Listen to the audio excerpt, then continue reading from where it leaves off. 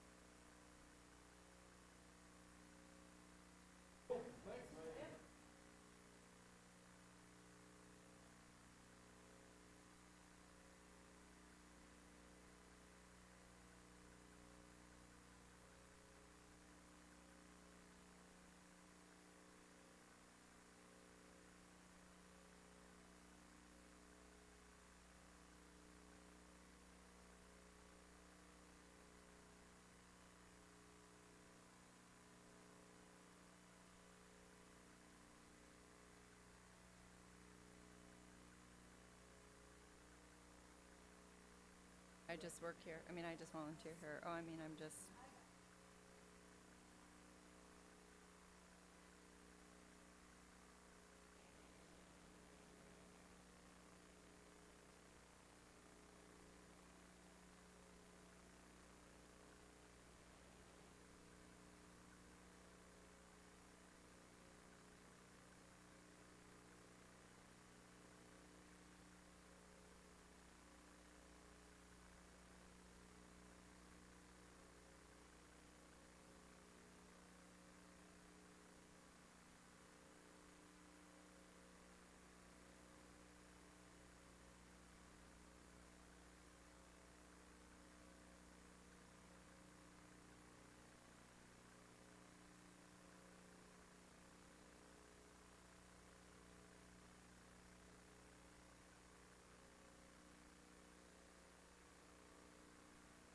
I'd like to call to order the regular meeting of the Governing Board. Let the record show all members are present. We will start on for the Pledge of Allegiance. If you could please remain standing, we're going to have a moment of silence with the events in Las Vegas, other local events that have occurred, losses that we've had, and then also for our missing teacher currently they're looking for. So if we can just have a moment of silence for those needs and anything else that we may not have information on.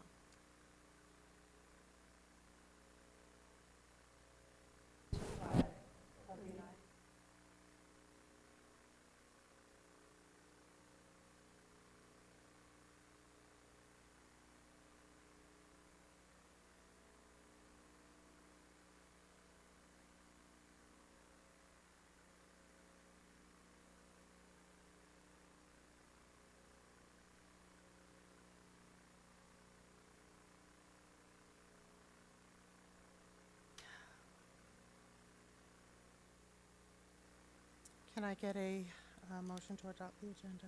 I move we adopt the agenda with the changes of moving item 8, general public comments, to after item 3, unless the speaker wishes to discuss a specific topic on the agenda, and to also move item 4A out of the consent agenda for separate consideration. Can I get a second? I want to read what we're doing. We're adopting the agenda. We're moving the minutes out for separate consideration because we had the adjustment. And then I had asked to move general public comments to the beginning. So it's right after our governing board or after our reports. because we do have a lot of agenda, a lot of policies, and so that way people aren't having to wait. We had some complaints about people having to wait in the past, and then if we move them permanently. So Second. all those in favor? Aye. Aye. Aye. Aye. Monica? Good evening, President Fisher, members of the Governing Board, Superintendent Finch, and special guests. You may remain seated for the first part of the awards presentation. Before we begin our recognition, I want to take a moment to share with the Governing Board members news about our new art gallery. The art now hanging in the Governing Board lobby on the east and west walls, just as you enter through the doors, was selected through the Superintendent Art Awards. The art pieces and students who created them were recognized and honored at a Governing Board meeting in May. Those art pieces will remain on display in the lobby during this school year before finding a permanent place to be displayed within the district office. Each year, our Superintendent Art Awards will be displayed for all to see as they enter the Governing Board lobby. Tonight, we celebrate art in the form of music. 3 DVUSD seniors were selected to perform at the U.S. Army All-American Bowl. This bowl features the nation's top high school senior football players and marching musicians.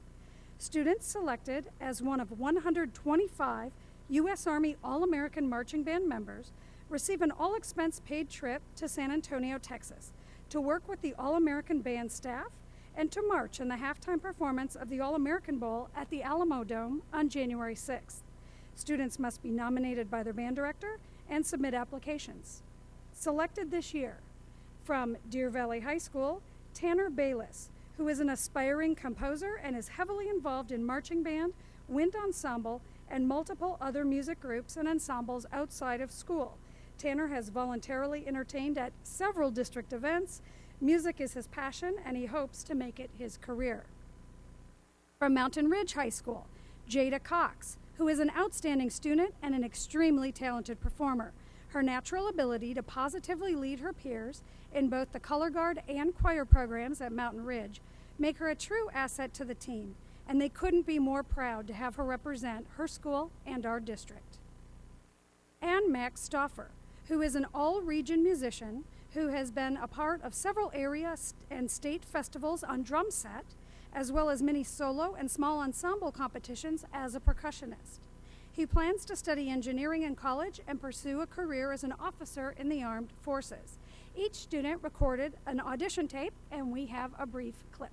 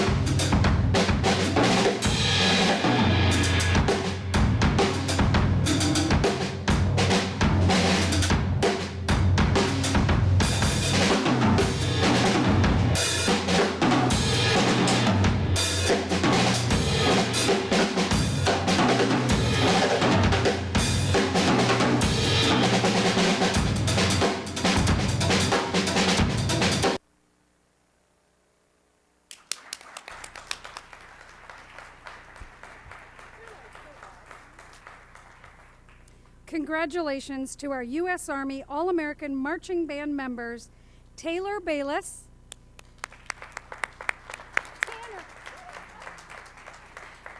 Tanner Bayless, right here, Jada Cox,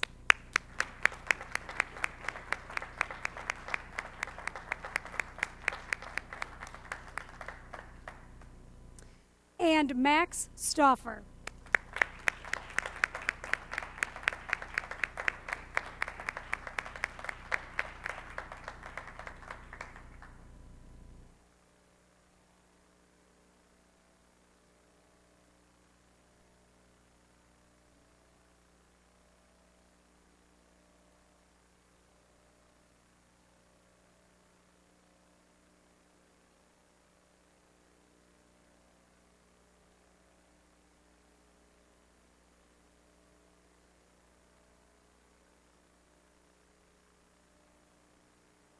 Should we do one without caps? Here, I can hold if you want. Okay.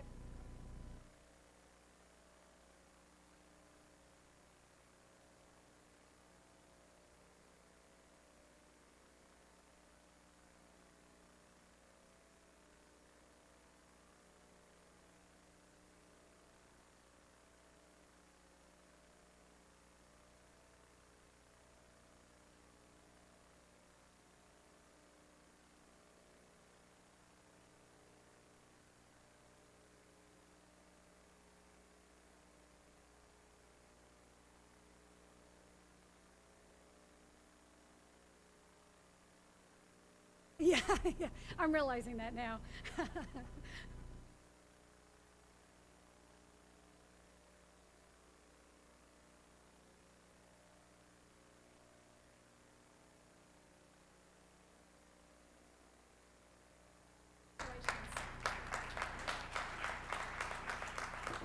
Thanks, guys. Have fun.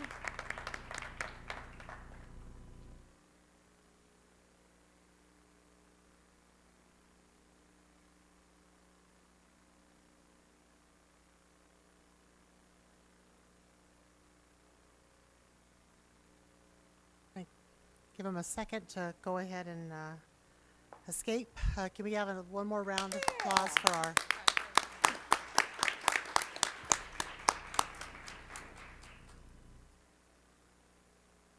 cookies? Yeah. Okay, governing board reports. Ms. Ordway. Okay, we have had our moment for our family. So onward, we went to football games, volleyball games, badminton games, homecoming parades that were not only the talk of the town, but there are people in different states that are just oohing and ahhing about them. So Deer Valley and Sandra Day O'Connor High School, thank you very much for providing that for us to see.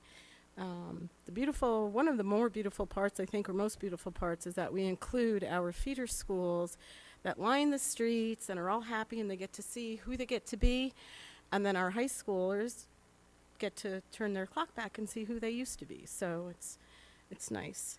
I did have an opportunity to go to a Valley Leadership talk on post-secondary education. Mrs. O'Brien was there. Charles and Christine Henry were there, as were many other people, and it was interesting to listen to our issues with post-secondary education and non-completion, and maybe not being prepared, and it hits home again that perhaps it starts at the pre-K 12 level, and we need to make sure that we're aligning what we teach with what they want our children to know when they get to the freshman level. Conversations with Kurt was filled with lots of teachers, parent members. Love our schools Saturday. I'm stepping out on a limb, and someone's gonna let me have a paintbrush and paint. And last but not least, Daughters of the American Revolution have installed a plaque at New River Elementary School to commemorate the early settlers of New River, along with the first teacherage. And that was an interesting thing to watch on Saturday morning. So again, lots of good stuff coming from our district with our employees and students. So thank you. Ms. O'Brien. Thank you. I also attended the conversations with Kurt and like to thank Elevate Coffee for hosting us a couple of weeks ago. There was a large crowd, very enthusiastic crowd, so it was good to hear from all those folks, the good, bad, and the ugly there. As well, I was able to attend the Stetson Hills National Elementary and National Junior Honor Society's induction ceremony. It was great to see all those little kids that are, little kids and big kids, I guess those junior high kids might not like being called little, be inducted, and some of our future leaders. So that was a wonderful event to attend. As Mrs. Ordway said, we attended the community dialogue on access to post-secondary education.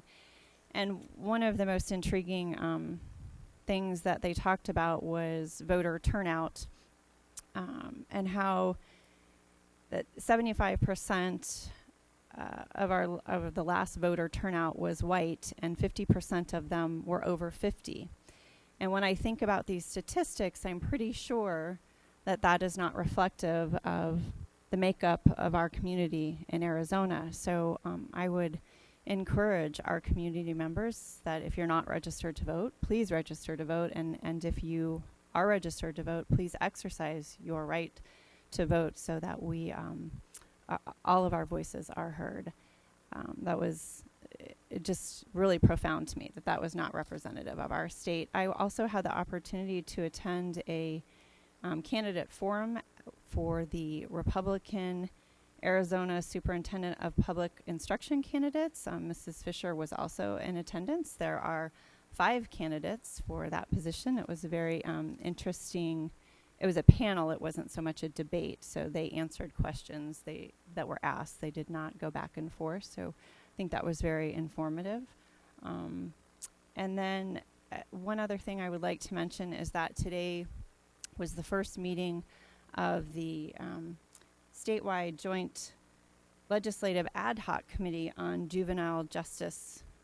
And that committee, I think, is important to this community because they will be looking at the Adobe Mountain School or Detention Center, as some folks know about this. This center is in our school district boundaries. It is on state trust land, and there are only about 175 to 200 kids in that facility, and so they'll be looking at,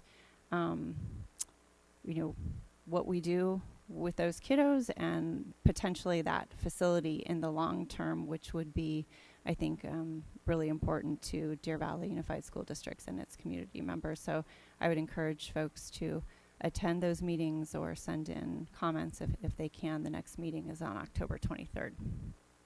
Thank you. Mrs. Frank. Well, I'll be brief. I received quite a few emails from parents and other community members regarding some recent board decisions, and I would just like to say thank you to those community members who took the time to actually contact me, start a dialogue, find out who I really am, what I stand for, why I vote the way I do. And everyone was really very respectful, and I very much appreciated that. And I would encourage anyone who thinks maybe they have an idea of who I am to reach out and contact me and find out what my thoughts are, why I make the decisions that I do, and how I consider things. So I would open up that invitation to any community member who's interested. Thank you. Mrs. Tweedy. Well, apparently, Miss Ordway and I are the only two on the board not having a birthday this month. So happy birthday to the other 3 members. And Dr. Finch. Is it your birthday too? Oh, I'm embarrassed. Okay, happy birthday, Dr. Finch, too. Mm-hmm. I guess we're the oddballs. And I also wanted to say that I was able to go to Deer Valley homecoming football game, and I went to, of course, Mountain Ridge JV game, and both teams won and played excellent, so congratulations to the coaches and players. I also wanted to thank Dr. Finch for taking time to meet with me and have lunch yesterday, and and a chance to discuss a lot of issues. So thank you. Appreciate you working with me. And I also heard from some community members about the changes in the travel policy. So I do appreciate the people that contacted me, and regardless of how they felt, both directions, it's obviously controversial, but I do welcome any conversations with anybody who has any thoughts, wants to ask questions, or has any feedback on that topic. So please feel free to contact me if you have any questions. Thank you. Okay, don't get scared. No, I'm not going to read them all. Maybe. A couple of items for us to add to our list. I want to, if we could possibly add a review of our employee relations position versus an ombudsman. Originally, the employee relations position was established somewhat to be what the ombudsman has been asked Kim? for. Could I just ask you to start over again and talk louder, because I can't hear you over here. Sorry, I think it's this microphone. I'm requesting that we add a discussion regarding the employee relations position versus possibly an ombudsman position, just adding it to our list. And I do want to thank, I always thank our employees when they reach out and tell us that these are things that they need. But EJ regularly does send us information, and I do appreciate her pointing that out again. The employee relations position was established about 2 years ago, so it may be a good time to have that discussion review anyways. I also want to gain information and possibly add a discussion for the open enrollment process and due process directly related to open enrollment of our students and what are the family's rights. The other thing, on this meeting, I did request that we move public comments to just after our reports, but I would also like to get that kind of, I don't know if we need to put it on an agenda or we do have an item where it might fit later. We'll see when we get there. The possibility of discussing with the board, having public comments moved to the front of the meeting. I know we've talked about it once before. Of course, community members are always welcome to speak on specific items, but repeatedly we have had where people have had to wait through very long meetings to provide a public comment. It almost seems like it makes it to where it's a difficulty for them to do so. And since we are trying to add communication, so I'd like to add that. I'd like to either add that to our list, or if we can apply it later when we discuss our new board format, we can add it there. It's at the discretion of the board. And then the rest are my notes. For the last couple of weeks, it's really been a very surreal ending and very enlightening for me. I spent quite a bit of time on campuses, both mostly at work, because I do work for an all high school district. But at any opportunity I got to be on campuses here, I did as well. Attending the homecoming and attending games, sitting outside the homecoming dance. Granted, I was waiting for my son and doing a Bible study, but it is amazing when you start seeing the purpose we're here for, which is our students. And I just needed to be centered back to why I took the profession I have as an administrator and why I am on a board. I also finished the book Queen Bees and Wannabes. Miss Ordway, Miss O'Brien, myself, Dr. Finch, we went and when we were at ASBA, we listened to the author speak, and so I got the book. It's actually a book. The movie Mean Girls is written or is based on it loosely. I would really recommend that parents read this book. The book is intended to help parents navigate getting their daughters through those tough teenage years, where there's teenage drama, Mean Girls. And I really, after finishing the book, because I was kind of on the fence midway through, I would almost encourage them to have their junior high or young teen daughters read it as well, so that maybe we can change the tone. Rather than just helping our daughters navigate the world of mean girls, maybe we can make some of them not so mean. Because, in the movie, and if you haven't seen the movie, this is probably going to be lost on you, but maybe you'll want to go watch the movie. In the movie, Barbara George gets hit by a bus, and all of a sudden all the mean girls become fixed. They're less mean. They're nicer. That's not a reality. The reality is mean girls often grow up to be mean women, who then start the cycle of creating mean girls who grow up to be mean women. So possibly let your daughters read it, have those discussions, and maybe we can stop some of the meanness going on before it ever gets to somebody being hurt or damaged. And then I started thinking a lot about all the things that are going on in our world. Las Vegas, I know that hit everybody. There's been local losses within our own district. I did write this prior to our teacher going missing, so now we're worried about finding our family member. And we had my aunt passed away. And I didn't shed a tear because my aunt was well into her 80s. She raised a beautiful, very large family who had children. And then I see when youth die, and before they ever got a chance to start, it just really gave me an eye-opener that life is too short for ugly, and life is too short for drama, and life is just too short.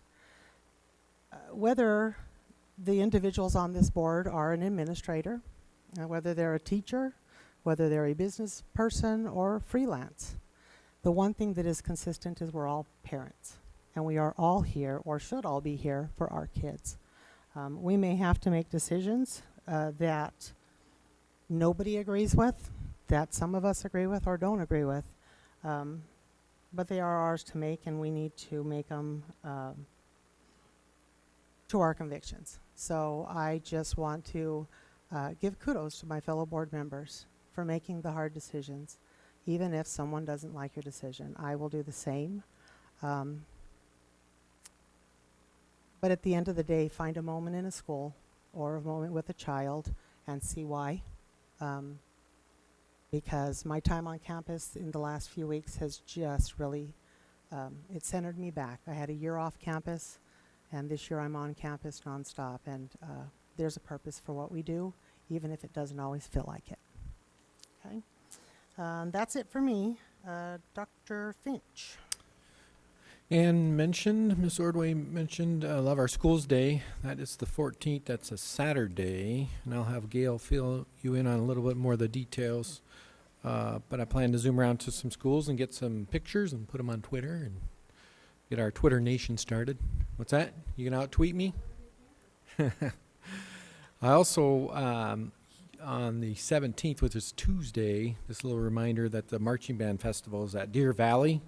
Starts at 7, and I believe at the end of the celebration, the superintendent helps conduct it. So if you want to see my debut conducting 700 band members, make sure you're there. It'll be awesome. Yeah, it's at Deer Valley. Am I correct? So, yep. According to, in fact, I'm going to run up to Boulder Creek and practice once. So I'm ready. So he's already signed me up for a practice. So looking forward to that. As you know, our grades came out, and we're working with our principals on what that means, and we did really well as a district in general. I think I shared the analysis that the state board has designed the grades to come out in a bell curve, and so everyone knows what a bell curve looks like. Well, ours looks more like a ski slope, or a ski jump. So in general, we did well, but obviously we want to do better. We always want to improve. So. We're working with our team to get on top of that and what it means and how we can improve as an institution. So just want to keep you in the loop on that. Maybe Gail can fill us in on Save Our Schools. Any other information I missed? President Fisher, members of the board, Dr. Finch. Really, Love Our Schools is a community-wide initiative that brings volunteers from our faith community to our schools. We are fortunate in that the day that the original one occurred, we were on a break, so Love Our Schools for Peoria School District and Deer Valley has it this Saturday. So if you are out and about any time in the morning or early afternoon at any of the campuses, you will see projects being accomplished by those community members who have signed up, and the campuses have identified projects that will help make their campus better for their community, their students, and their staff. So it's a wonderful event. All 38 schools are involved. We hope you can join us.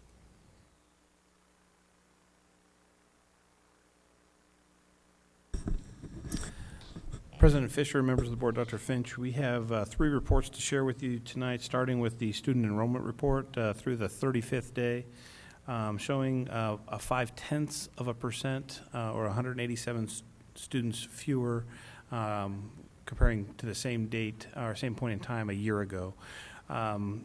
So we are down students. We continue to widen the gap, so we've increased the decline. I don't know if that's even the proper way to say that, but we're beating our projection, right? So our projection was a 1% decrease in students, and so we're doing better than that. So there is some positive news in that, but just as a reminder, this is the year that we are tied to current year funding. So whatever that number is on the 100th day will be what we fund, the funds that we are get as part of the formula that provides the limit of the dollars that we can spend as a district. So any questions regarding the student enrollment report before I move on? Hearing none, I'm just going to try and keep moving along. The district financial reports show that we made some modest gains over, so month to month, we grew from just over 200,000 to 260,000 in projected carry forward in our maintenance and operation fund, our major fund. Relative to year over year, it's quite a bit less. So we were over 400,000 this same time a year ago, but I think it's still very early in the year. And as we continue to add some constraints to our budget, it's likely that we're going to see a smaller carry forward moving forward, meaning that we're applying all the resources available to us initially, as opposed to having a set amount of carry forward or contingency built into the budget. But I'd be happy to answer any questions regarding the September financial reports before I carry on. Hearing none, I'll move on to the bond and override report. So in the Arizona revised statute, so 15-481 and 491, for those that want to check my knowledge of the statute, require that we held a public meeting to talk about all the voter-approved initiatives. We elect to do that at our governing board meeting. It doesn't have to be, but we think it's important to share the progress that we've made on these particular initiatives because again, as stewards of taxpayers' money, we want to make sure that we are transparent in how those funds are, how they benefit us and our students and certainly our community as a greater whole. So in 2013, the voters approved just over $158 million worth of voter-approved initiatives in these categories, so safety, energy and water conservation, renovations, technology, pupil transportation, new construction, furniture, fixtures, and equipment, administrative expenses, and then some bond-related costs. So through June 30th, we've spent $60 million of that $158 million, so we're about 38% through this particular bond initiative. We believe that these bond funds will carry us through the year 2020 and potentially into the year 2021 is the original plan. This is just a graphical representation of that same information to kind of show you where we stand within those various categories, so you can see we're about on track. If you know that this was, again, approved in 13 and we're trying to get to year 2020, 2021, we're about a little less than halfway through the initiatives. On a more specific note, here are some of the particular projects. So what we provide here is not only what we spent in this particular, or the most recent prior fiscal year, so 2016-17, but also all the way in all those previous fiscal years since the election. And you can see that with the exception of the electronic marquees, everything is a work in progress for us. The electronic marquees are now completed, but everything else are either building renewal initiatives or modernization efforts, things of that nature that are going to be in progress, likely the duration of the bond. This continues through all of the categories to be able to evidence that we spent about $25.6 million in 2016-17 on these bond initiatives. Again, the total between all the fiscal years up through June 30th of 2017 being just over $60 million. So just, and I'm not going to read all of this to you, but these are the major initiatives that we did at particular locations that I think are warranted. So we did technology replacements at virtually every campus, in fact, at every campus. I've noted some of the major technology replacements that were scheduled as part of our ongoing replacement schedule. We did wide area network improvements as well as local area network improvements to improve the network and especially adding bandwidth. We replaced the first edition of, we actually repurposed the first edition of iPads that we purchased for the Sandra Day O'Connor High School, which was our first high school that we outfitted with iPads. That happened last year. Of course, we had the major modernization projects at Esperanza. We completed that work, and as the board saw during the work session this summer, we've made major improvements at Desert Sky Middle School. We had bus replacements, white plate replacements, some copier replacements, and then exterior painting, interior painting. We do that on a 7-year rotation. Major flooring projects, resurfacing projects on some of the play surfaces that we have. These are our energy conservation initiatives by campus, and these really constitute, when we talk about energy replacement, typically all the mechanical air conditioning systems at the schools were replaced at what's noted here, with the exception of the high schools. Because they're such large systems, usually it's a component of the school so that we don't replace it all at one time. We have playground improvements, concrete and paving work, roofing work, some fencing improvements, again, Americans with Disability Act access improvements, the security camera as part of our front office security initiative, phase 2, included the security cameras, intercom and clock improvements, and then finally fire alarm improvements at 2 campuses. So you can kind of get a sense of I guess how busy we might have been with these particular initiatives. And I'll just make a comment that this information will, and additional information, including some pictures, will be part of what is comprised in the special report to the community that we mail out to all households once we have this meeting tonight. So that's something that we'll be working on in the future upcoming months. And then finally, the statute requires for us to just report on the override. This is the first year that we actually had the 15% override as opposed to the 10% override. So $24.7 million within these categories. And that grew slightly because it's, again, 15% of the revenue control limit. And the revenue control limit went up slightly due to inflation as a part of what's agreed to in the Proposition 123 settlement. And so for this year, that went up slightly to $25.7 million. And you can see it's pretty equally distributed between the categories that we had in the pamphlet. So again, this is not a public hearing, it's just a public report in which we provide this information. We go one step further by making sure that we send all this information to every household as well in that special report to the community. I'd be happy to answer any questions the board might have. I think I'm the only one that has a question. Mine's very, very short. I see security cameras up at the top and then down here below. Are all the buses done? I know that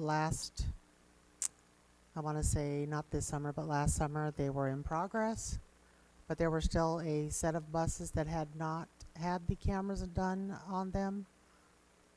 President Fisher, what's being reported here is the security cameras on the front of the front office security projects.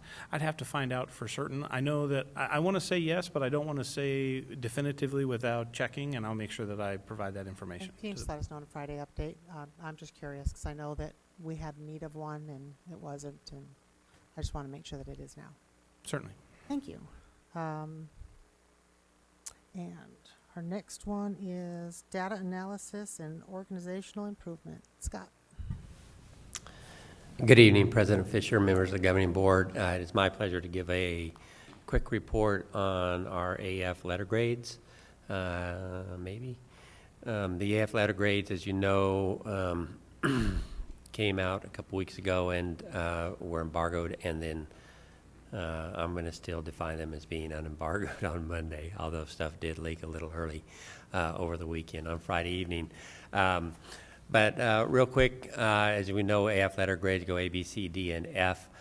Here's a slide that is actually gratis of the State Board of Education, which gives you a little bit of interpretation of those letter grades, going from excellent to highly performing and then all the way down to failing, so people can read some meaning into them as defined by the State Board. Here's a little slide that shows you, for those of you who remember the old letter grade system, back when we had Ames last year, that was in 2014, compared to now our letter grade system now. Of course, Ames was based primarily on, the old letter grade was based primarily on proficiency and learning growth, and then at high school, the graduation rate. And then there were bonus points for several categories. The new letter grade has several components to it, depending on whether you're a K-8 school, K-6 school, or middle school, or whether you're a high school, starting with proficiency and then learning growth, English language learner improvement, and then some characteristics around acceleration and readiness. And then high schools have graduation rate and college and career readiness indicators in their grade. You can see the distributions there that Dr. Finch alluded to a little bit, and I'm going to show you more of that in just a minute, where the old grades started at 20% in A's and then moved to 33% A's. The state has set the cuts for the new letter grades to be about 18% of K-8 schools and 16% of 9-12 schools to be an A. And then you had to be poorly performing for several years in the past to get an F, and now you can be an F right off the bat.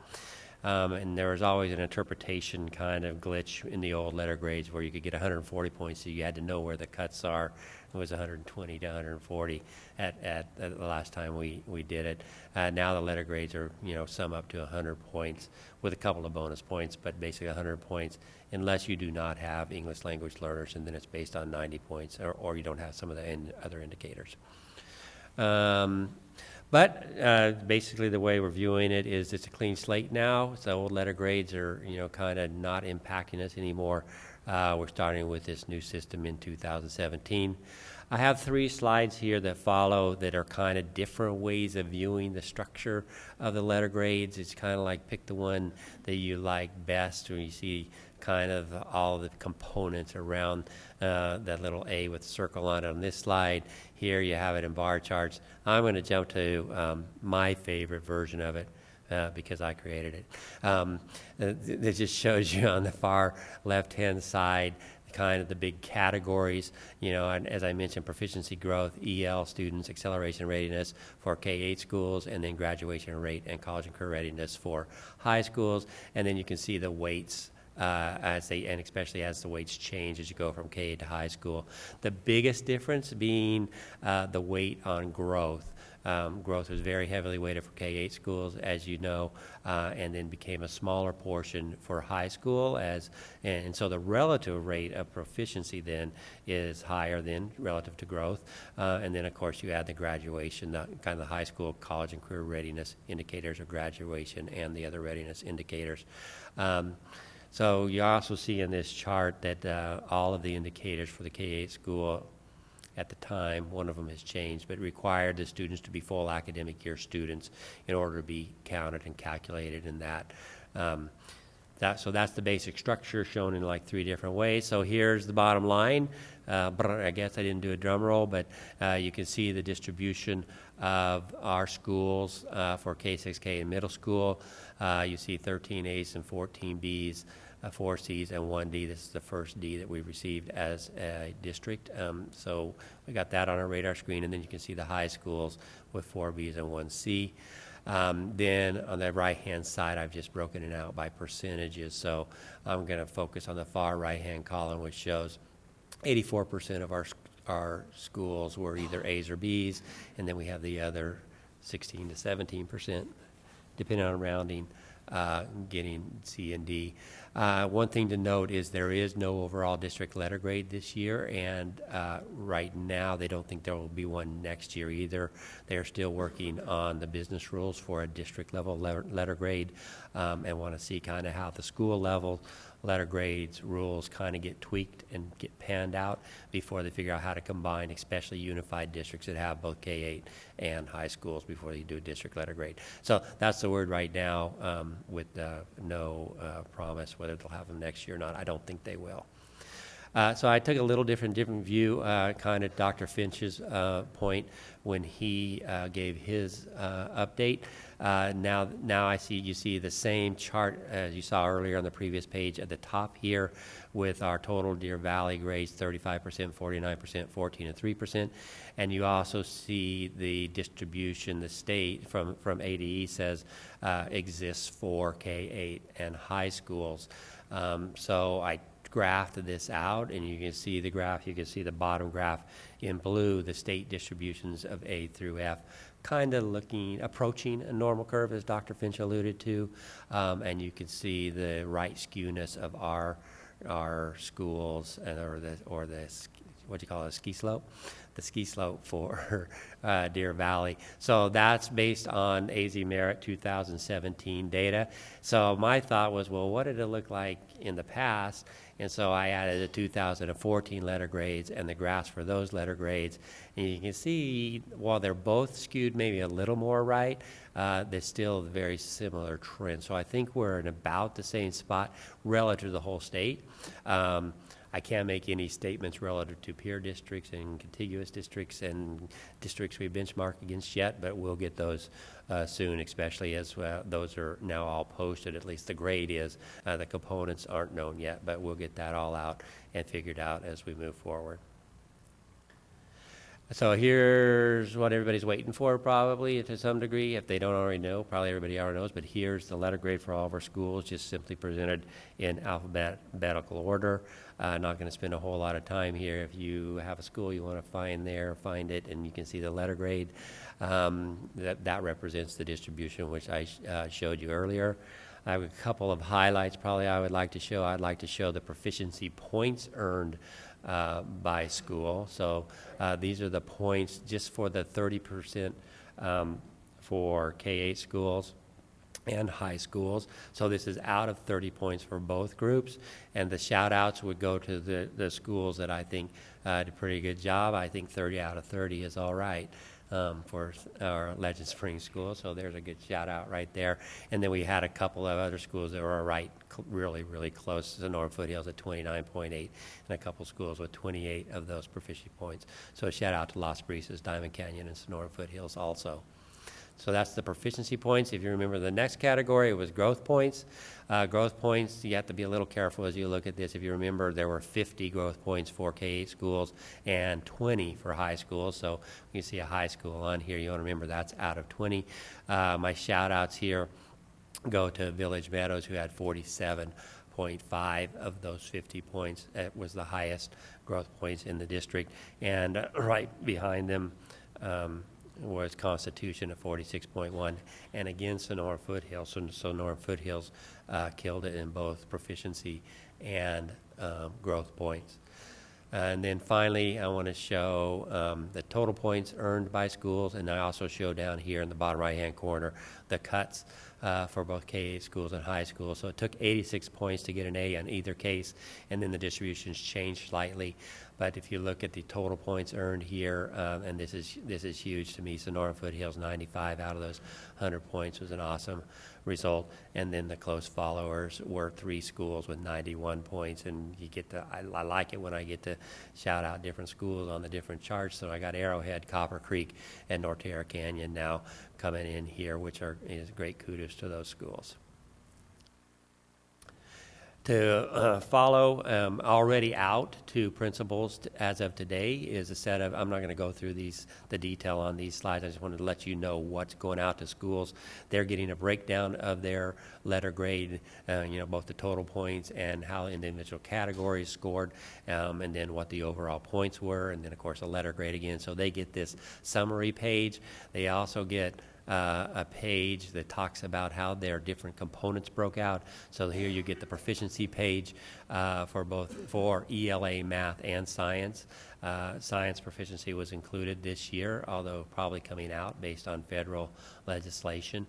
And they did calculate proficiency in 2 different ways for the letter grades and gave you the highest of the 2 possible ways. I'm not going to go into that detail. One way was just FAY students. The other way was a stability model, giving you credit or giving you more weight towards kids that have been with the school longer. But you got the highest points possible from those 2 different ways of calculating proficiency. Then a little bit of detail on learning growth. This shows you how kids did down, if you look down the left-hand column, how the kids did in the previous year, and then how did they grow in the current year. So if you just take one of these matrices, those cells should add up to 100% of your kids, and you can see where your kids are falling in terms of their learning. Did they get high level learning growth, an average level learning growth, or a low level of learning growth? So schools also got this information for both student growth percentiles and student growth to target, and they will be able to take that and start identifying where are opportunities for us to improve. And here's the student growth to target slide, so very similar concept. And then finally they get the breakdown of their their acceleration and readiness points, whether they made the points for the several categories in that component. Those components included having more kids take end-of-course assessments in high school, so you're having your 5th through 8th graders take those assessments, reducing your mentally proficient ELA kids in 3rd grade, reducing your chronic absenteeism, improving subgroup performance, your different ethnicities and SPED and ELA, et cetera, and then having special ed inclusion, which required you have a certain special ed population and then spend 80% of the time in the gen ed classroom. So any of our schools that did have enough special ed kids to meet this criteria also got these points because of our inclusion model here in the district. And finally, you see the cut scores again. So the schools got all of this detail, and there's another level of detail right after that. I'm sorry, let me do the high schools real quick. The high schools also got their graduation rates. Graduation points were based on 4 different cohorts of graduation, and you can see the weight there on graduation, weighted most heavily on your 4-year cohort, and then they got points for a 5-year cohort rate, and then a 6-year and a 7-year cohort rate. And those, although those add up more than 10, they capped it at 10, and then they also got points for improving their graduation rate year over year. And then finally, they got points for college and career readiness indicators. I'm not going to go into those details. I'm more willing to share with you all of the college and career readiness things that we calculated here in the district and actually self-reported in order to get those points. So I was starting to mention the things that have gone out to schools. All of those charts have gone out to schools, as well as the detail, another level of detail behind them. Dr. Finch has sent an email to all the school leaders, giving them his perspective of the letter grades and where we fell out as a district, and kind of the work we have cut out for us. We did a special, Ms. Allred did a special edition of Deer Valley Voice with another note from Dr. Finch and several links to data and FAQs and other resources for any employee in the district, and also posted on the website. And then there have been social media tweets and Facebook posts, et cetera, that have gone out. In terms of school support, just a couple of things to mention. As you know, we have developed target cards for the schools that have several components of academic achievement on them. There are elements that are aligned specifically to the letter grade components, both in terms of proficiency and in learning growth, so reducing the number of kids that are in the low growth category and moving them up to the average and high growth category. As I've mentioned, detailed pages have gone to principals, and then the data behind the detailed pages have already gone to principals. And also we have the raw data at the student level, and it's just called the static file I put on there that have gone to them. That's where the real drill down now starts to happen. And I've already been to schools today that have said, as I look at this data, how to identify the kids that meet this criteria that I know to need to move. So schools and principals and teachers are already starting, kind of understand, okay, what moves the needle in terms of the letter grade. I did a little screencast describing all this data and sent it to all the principals, and have several requests between Dr. Galligan and myself, and Jean have several requests for staff meetings, CIT meetings, school leadership meetings, et cetera, to come out and talk about the data and the letter grades. Be happy to take any questions if you have them. Ms. Hardaway. This is for Dr. Galligan or whomever. So, Dr. Galligan, knowing that we didn't get the grades and then we've got them now, or the scores on that, what did we have in place so when we receive the scores we would be able to implement some of the helps that we're going to need for the kids that that need the most help? President Fisher, Mrs. Ordway, we actually didn't wait for the letter grades. As soon as we got our AZ Merit results, we identified target schools for ELA and math that we felt could use additional support, and have deployed both people as well as specific coaching models to help raise the level of skill in the classroom. In addition, we have worked with our administrators through their target cards to look not only at ELA and math, but also their DIBBLE scores, so for our early literacy, kindergarten, first and second grade students, how we can reduce the number of kids who are intensive. We looked at for our middle school, how can we ensure that our kids are getting the social studies curriculum that they should, so that they can meet the civics test requirements in 8th grade, so it is not a worry at high school. So we've looked at our data across AZ Merit, DIBBLES, our civics test, as well as ACT. So when we look at the ACT, the percentage of students who are college and career ready based on that assessment, we've looked at that for each of our high schools, and are providing supports also. So just to recap, we did not wait until these letter grades came out. We have been addressing whatever the issues are with our students across the K through 12 arena. President Fisher, Ms. Ordway, we started addressing that this summer and talking with our administrators before the school year began, and working with our teachers within the first 2 to 3 weeks of school. Yes. Dr. Smith, you raised your hand. You don't Yes, have to. President Fisher, Ms. Ordway, just one other thing I want to add is between Mary Beth and myself, we spend a lot of time understanding the college and career readiness indicators and gathering data to report it, which we also shared with all the high school leadership teams, which include components like completing the Board of Regents plan of study, taking and passing the ACT or the SAT or dual enrollment, taking CTE courses, taking college level courses, taking the ASVAB for the military. And that's just several of them. There's several others. So going through that data with high school principals and assistant principals and counselors, I think, and we've done an iteration of that, and there will be more to come. But I think that has been very eye-opening and enlightening also to understand what are other things we can do for our kids. If those are those things that we're going to call college and career readiness indicators, and they seem like mostly the right things to me at least, let's make sure we have our hands around it. So that was another thing that we've done with them. Thank you. Ms. Tweedy. I just had 2 quick questions. One, I don't really expect an answer right now, but just wondering if you could pull information. Since we're not going to get a district letter grade, is that going to have an impact on our paid performance plan, or does it just go back to the last letter grade we received? So if you could just send us information and let us know. President Fisher, Ms. Tweedy, the current plan for this year I can answer right now. Oh, okay. And it literally says in the plan, if we don't get one at the district level, it reverts back. So we will use the last letter grade we got, which was an A. Oh, good. And Okay. then I have just called the first performance pay committee meeting for next year's plan, which will be something that is developed and brought before you in the future.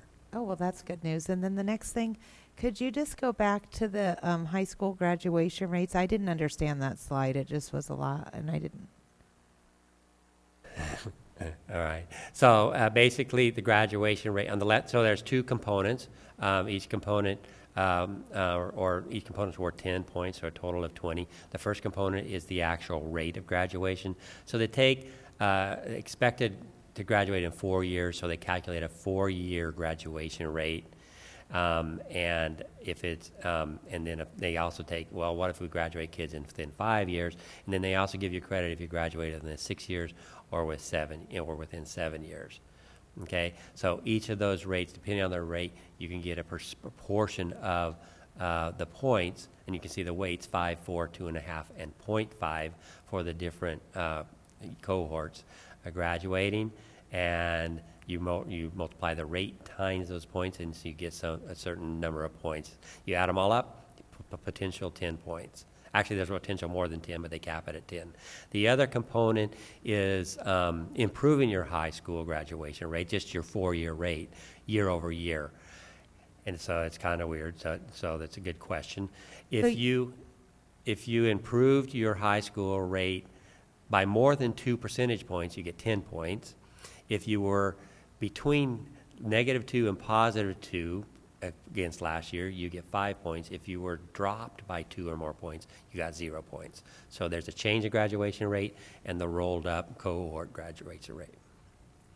Okay, then could you send us information on the high school's graduation rates? The actual data? You Yeah, mean? yeah, that would be good to have. Ms. Fisher, Ms. Tweedy. Thank you. Sure. Thank you. On that section there, is that high school graduation rate adjusted for special education? Because, I mean, our special education students can stay until age 22. Many parents actually adjust so that they can stay for a 5 or 6 year plan. Is that adjusted to accommodate that? President Fisher, it is my understanding that is why, one of the reasons why they carried out and said you might graduate kids in 6 years or 7 years also. But I don't, to be honest with you, I don't know the total correct answer to that, but I will find out. Okay, because I would be interested in, because one thing I don't want to see is anyone trying to make sure we have a grade, and so pushing a kid out when they're not ready, or when they potentially should be staying. So that is a concern. The other thing I did drop down the state's data today, and started going through some comparability and looking at what is occurring within the scores.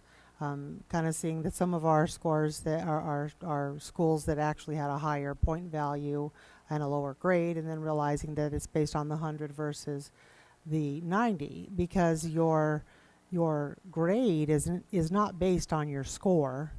It's based on the percentage of your score to your potential. So if you could only do 90,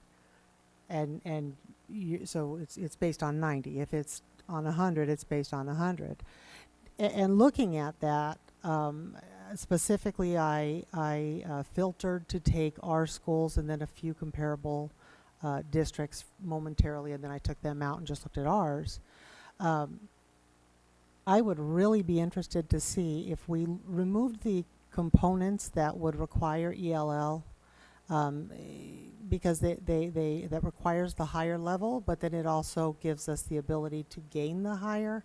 I would like, and I'm not really sure, I didn't spend enough time with it because I actually had to work. I did it at lunch. I would like to know if comparably, because it's kind of hard to compare an apple and an orange, if we were to be able to take that out and see how those schools are performing if you're comparing the same data. Does that make sense? President Fisher, sure. And I could do that for you, or just very straightforward. If you take 10 points out of the denominator to make it 90, Then remove and you the take other. the EL points out of the numerator, you can calculate it very quickly. I did The that. other way to think about it is if a school scored a certain level, let's say they scored 87 points, you could look at their EL points and said if their EL points were 8.7 or higher, it helped them. If they were 8.6 or lower, it didn't help them. Right. So a couple ways to look at it, but I can do it for you. I did do that, so I got a kind of a quick picture. But what I'm looking more to see is, are there pockets of that data versus our reading versus, so is there more in there, or where are we in comparability? And I don't know. That's where the part that it gives you, well, I'm sure you've seen that giant spreadsheet. It gives you just the scores on each. Right. And so it's kind of easy to drop off the EL portion, but then kind of looking at where are we at when the score's the other. Because looking at the overall process, it almost seems like it is skewed against Title I schools. I mean, the whole, if you look at the whole grading system, the way it's kind of set up, it looks like it's skewed as I started playing with the numbers. And like I said, I didn't get a lot of time in on it, so I would like to see some information on that, making sure that we're not skewed against our Title I schools or our title schools versus our others. So just that kind of data to make sure that we're providing the appropriate supports and not, I don't want to miss one of our schools. It's not title, because title has additional funding, but at the same time, I also don't want it to go the other direction. So I don't know, and if that's something that we could look at a little bit more. President Fisher, yes, I can surely look at that. I will tell you, and I don't think this is speaking out of classes, the Technical Advisory Committee that advised the State Board on developing this will definitely tell you that it's going to be biased for higher socioeconomics. There's components on that that are pretty equal depending on socioeconomics, but there are also components specifically like proficiency that have an advantage for higher socioeconomic communities. There are no components that give you just a clear advantage for your lower socioeconomic. So they tried to make it as even as they could on several components, and there's still a few components that are going to push it in the other way. So they've tried to make it as even as possible, but they will say it's not totally yet. Yeah, it looked very skewed as I was looking at the data overall. But because we are a unified district and we are very spread out from we have both. We have a combination. I just want to make sure that we're getting a more clear picture between our different types of schools. So that type of data for me would be interesting. Was there any additional questions? No. Okay. Thank you, Dr. Smith. We are going to, we have public comments next on the general public comments. If you had a specific topic that you listed, I won't be calling your name yet. Or you know, an agendized item anyways.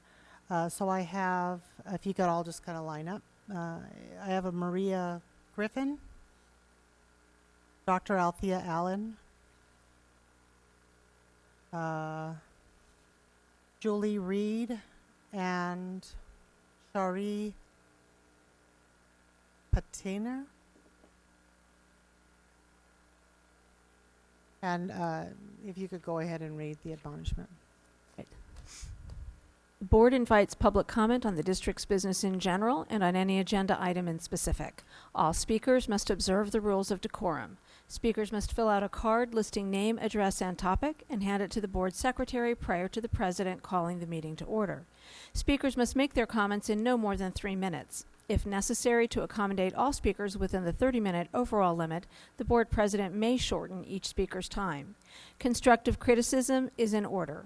Rudeness, vulgarity, disruptive conduct, or remarks disrespecting personal dignity are not in order and will not be allowed. Under the Arizona Open Meeting Law, the governing board cannot discuss or act on any items not listed on the agenda. Board members may respond to criticism made by a speaker, ask staff to review a matter, or ask that a matter be put on a future agenda. Ms. Griffin, if you could go and step up and say your name for the record. Griffin. I am the parent of a 6th grade student at Diamond Canyon Elementary. That the governing board intervene and fully investigate the principal's most recent decision to revoke my son's open enrollment as of Friday. I was invited this morning for a meeting with the 6th grade team of teachers for what I was told was a probation meeting for Camp Surf for the field trip for 6th graders. The principal was in attendance. The teachers went through their entire meeting telling me about the probation and what was going to happen, the expectations from my son. At what I thought was the end of the meeting, the principal said that my son was open enrolled and he would be not welcome to come back to Diamond Canyon as of Friday. I was totally shocked. Teachers were totally shocked. All my son's teachers were in total shock. I just don't know. Sorry. First, she let the entire team talk to me for the whole meeting about the expectations for the rest of the year. Then just to tell me that he couldn't go as of Friday. My son's not perfect, but he's not had any major offenses. The probation was for 2 detentions that he's had this year. One was for giving a piece of candy to somebody in an assembly, and one was for throwing rocks across the street into a wash at 4 o'clock off of school grounds across the street while he was waiting for me to grab him after school. I've been there for 3 years. He likes going to Diamond Canyon. He has an older brother there who's really thrived with the teachers and the special ed teachers there, and I don't want to have to pull him as well. And yeah, I guess that's it. I'm just asking this to be looked into and that my son does not have to Diamond Canyon. I would like to request that staff review this matter to ensure that we must have a policy in place for taking away someone's open enrollment. And so I'd like staff to review the matter to make sure that everything was followed and that the students' best interests. Right. And our provide us procedure as an well. update. Provide us an update, please. Yep. Thank you. We can do that. Thank you. Thank you. Could please state your name for the record. My name is Dr. Alfie Allen. Good evening, President Fisher, Dr. Finch, and members of the board. Micah Pollock tells us that our work as educational leaders when it comes to equity and justice should have an absolute sense of urgency. She goes on to say that our bar must be held high because our children deserve it to be high, and the world needs it to be high. I am asking you to revisit the bar that is set in this district when it comes to equity and justice. I am appealing to you to make sure that my concerns that were submitted to the district office in my formal complaint will be addressed. I am appealing to you to hold leaders accountable for their actions. I am asking you to closely analyze your discipline data and those practices related to special needs students. I am begging you to closely study what your system is doing to children, and especially to boys. My son has experienced abuse, physical, verbal, and emotional, at the hands of your staff. And despite my pleas for site and district intervention, the behavior on the part of adults continues. In the 3 years he has spent at Diamond Canyon Elementary School, I have seen his spirit and love for learning crushed. As a gifted child, that is heartbreaking. For any child, that is heartbreaking. He has been crushed by an intolerant administrative team and by some staff members who have their own biases and judgments toward a child who does not fit the mold. I have tried to work within the system. I actually believe in the system. I am a part of the system and have been in this state for 27 years. But after 3 years of trying and observing no change in behavior, I am ready to go outside the system. I have shared research. I have shared examples of policies and practices that serve our students well, all of which seem to go ignored. I have begged for all staff who come in contact with my son to be appropriately trained. I have offered to personally pay for that training and the pizza and pop to go along with it, only to be ignored and to be left at the mercy of adults who are either ignorant to best pedagogy, leadership, and restorative practices, or who simply refuse to implement them. I have witnessed this treatment of other boys. They are targeted and they are pushed out, whether it be through open enrollment policies, which are quite frankly antiquated, or whether it be through identification in special ed and telling the families that the school can no longer meet their needs. Parents often do not know their rights and they do not know the system. I have presented the school discipline data to you, which is startling. It shows exclusionary practices If you could please that wrap were up. imposed on 100% of the time on little boys, not on girls. This alone Miss Dr. should Allen. be an immediate call to action. Yes. If you could please go ahead and I would ask here, for your immediate intervention on behalf of our children. Thank you. Thank you. Again, if we could get someone to look into it and report back to the I board. would also make the agenda request in the future. I did want to review suspension data. I think Ms. Frank and I had mentioned it once to. If we could add that to our list Request. as well.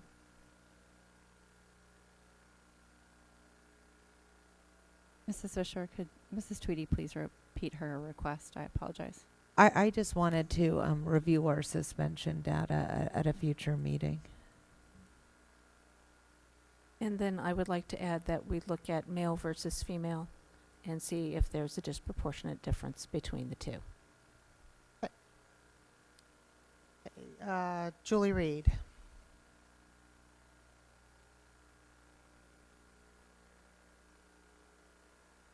Have the permission from the board, I'd like to yield my time to Dr. Allen so she could finish presenting.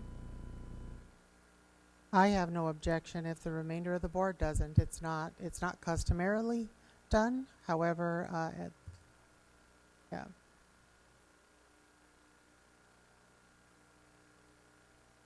I think if Dr. Allen had more that she wished to present to the board, perhaps she could email that to us. That would work. Thank you. I apologize. No, that's okay. It was worth the ask. Yep. Because you So could we- have 5 people in a row say, well, I'll give my 5, and so that's why you don't allow it under have plug rooms. done that, but Ms. Reed. Thank you so much, President Fisher, members of the board, and Superintendent Finch. My name is Julie Reed. I had the opportunity to speak at the last board meeting and unfortunately didn't get to finish, but I'm not here to finish what I was going to say. I would like to speak about some of the comments that have been made to me personally and then been made on a Facebook page that I manage regarding some of the board members.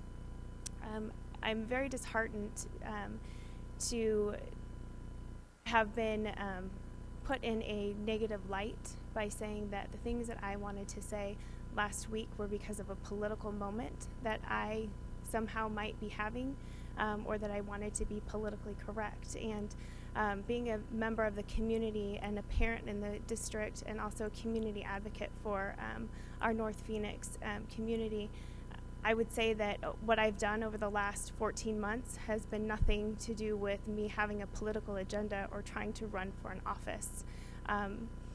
My concerns that I shared on the Facebook page in regards to certain board members' behavior, and that was what I viewed to be as disrespectful as far as laughing at the way that board members voted, by side comments, by facial expressions. And so I just said that those were concerning to me, as you know, this is our governing board that's supposed to be directing the way our students are learning. And I feel at this moment in time that the governing board is very dysfunctionally absent from the equation of working with parents and working with teachers. And I would like to see some sort of resolution so that all stakeholders could come together and that we could start to turn our district in more of a positive direction and continue the work that you have all been doing. And it concerns me when parents feel like they can't come and speak up, and when teachers and administrators feel like they can't come and speak up to you at the board. And I'm thankful that some of them did email you directly, but there's many more that haven't. And one of the reasons why was because of the way that I was treated after I did come up and speak to the board and did share some of my concerns. Thank you.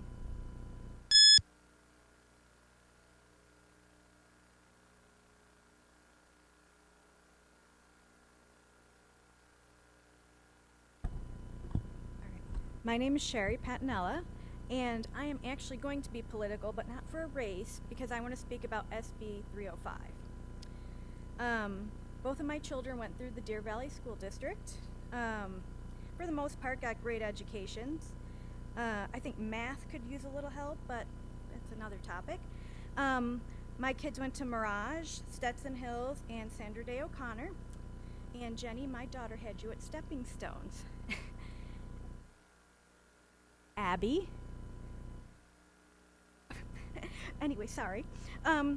First of all, I'd like to know where the board members stand on SB 305, because to me, in order to be a good steward for the district, I think you need to support public education. And it seems like you guys can't speak back to me, but if there's some way I could find a collective, I'm hoping everybody is going to say, no, I'm against 305.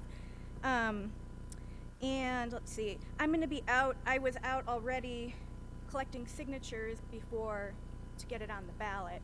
And I'm going to be out again as it gets closer to election time next year to educate the public. And I want to know where Deer Valley stands on allowing me as a private citizen, not an employee of Deer Valley, to be in, can I attend, the back to school functions? Can I attend PTA meetings and things like that to help educate? Because one thing I was very shocked about, because I still live in the Stetson Hills community, and I was talking to my friends who are teachers, some of them had no idea. And I think that that's not a good way for things to be. I mean, this is their, it's public education. It's what they represent. And for the Deer Valley School District to not have educated teachers that, hey, this is out there, I was shocked at the number of people who, when I said, would you like to sign my petition, they had no idea what I was talking about. So it seems to me that our district dropped the ball a little bit in that area, because it's an important thing for our teachers and our community. I think we need to stand behind public education. I didn't grow up here, but I am public educated, both K through 12 and university, and I think that this is a very important thing for us to look at. And my kids are both in college right now, so that's how important public education is to me, that I'm here and I have no students left going through the Deer Valley School District. There are very specific laws relating to elections. Right. And so I would like to ask that a staff member get your information and share that with you, what that is. Because there are very specific restrictions that we are all under as a board and as a district. And it's different than individuals. So Dr. Finch will be in touch. More than you could call my office and we can make an appointment. I could walk you through a lot of those things, or those questions. Is there any way to get the information, like, are you all in favor of, you could email them independently, but they can't comment from here. But you could find out that information, and they could make up their mind if they wanted to. We can't use district resources in any way, shape, or form to influence anything. So it would. Well, to that point, Dr. Finch, besides the statute, I think that there are the district policies, and I hope the AMGs, if you could please make sure she gets those. Yep. I don't, and if you could help me, maybe, I don't know if it's Dr. Finch or Mr. Miglerino could answer this question. But while we cannot use district resources to promote, outcome. influence an election or promote one side or the other, I am not sure that that statute prohibits answering a specific question from a constituent regarding an issue. Do either or any of you know the answer to that question? We can provide unbiased information on both sides. We can provide facts, but if we were... No. I understand. Okay, I guess then I would like that information. I want to know if a constituent emails me regarding a proposition and says, do you support this or do you not support it? If I answer that email, am I breaking the law? Or because that is not trying to influence election, I'm answering a constituent's question. Right. And it's an individual, so it might be different. Right. If you're an individual, as a person, you can, as a community member, you can respond, I believe. So it'd have to be, I would recommend a Gmail account or something different than your district account if you want to debate those kinds of things. But to answer your question, I believe you are correct. You can give your opinion, but I don't believe it's a slippery slope, because they could argue that, the audience could give you softballs to hit and to promote their agenda, and so that's why they don't encourage it. Email. If I received an email, I believe so. and so if You're speaking as a community member, not as a board member, not as a five. I don't know. Jim, do you have any thoughts on this? I think there are specific examples in our AMG regarding this that we can share with the governing board that'll provide answers to that. Okay, There's thank some, you. We'll get there's that for some you. specific guidance in regards to this. There are extreme limitations for our involvement in elections and using any district resources, including our electronic mail system. So they will get in touch with you, and if you can also get your information. Yep, feel free to to call answer my all office. I can help you. Election thing, this would be an important thing for Sure. the public to know. Yeah, we're not disagreeing with you, but we're highly regulated on what we can and cannot do. But feel free to stop by my office and get an appointment, and we'll sit down and discuss this. And I have one comment. Give Abby a hug for me. Tell her I said hi. I do remember her. Tell Abby I said hi. Of course, she can't be old enough to be in college, because that would mean that I'm, well, Okay. I didn't want to hear that, but tell her I said hi.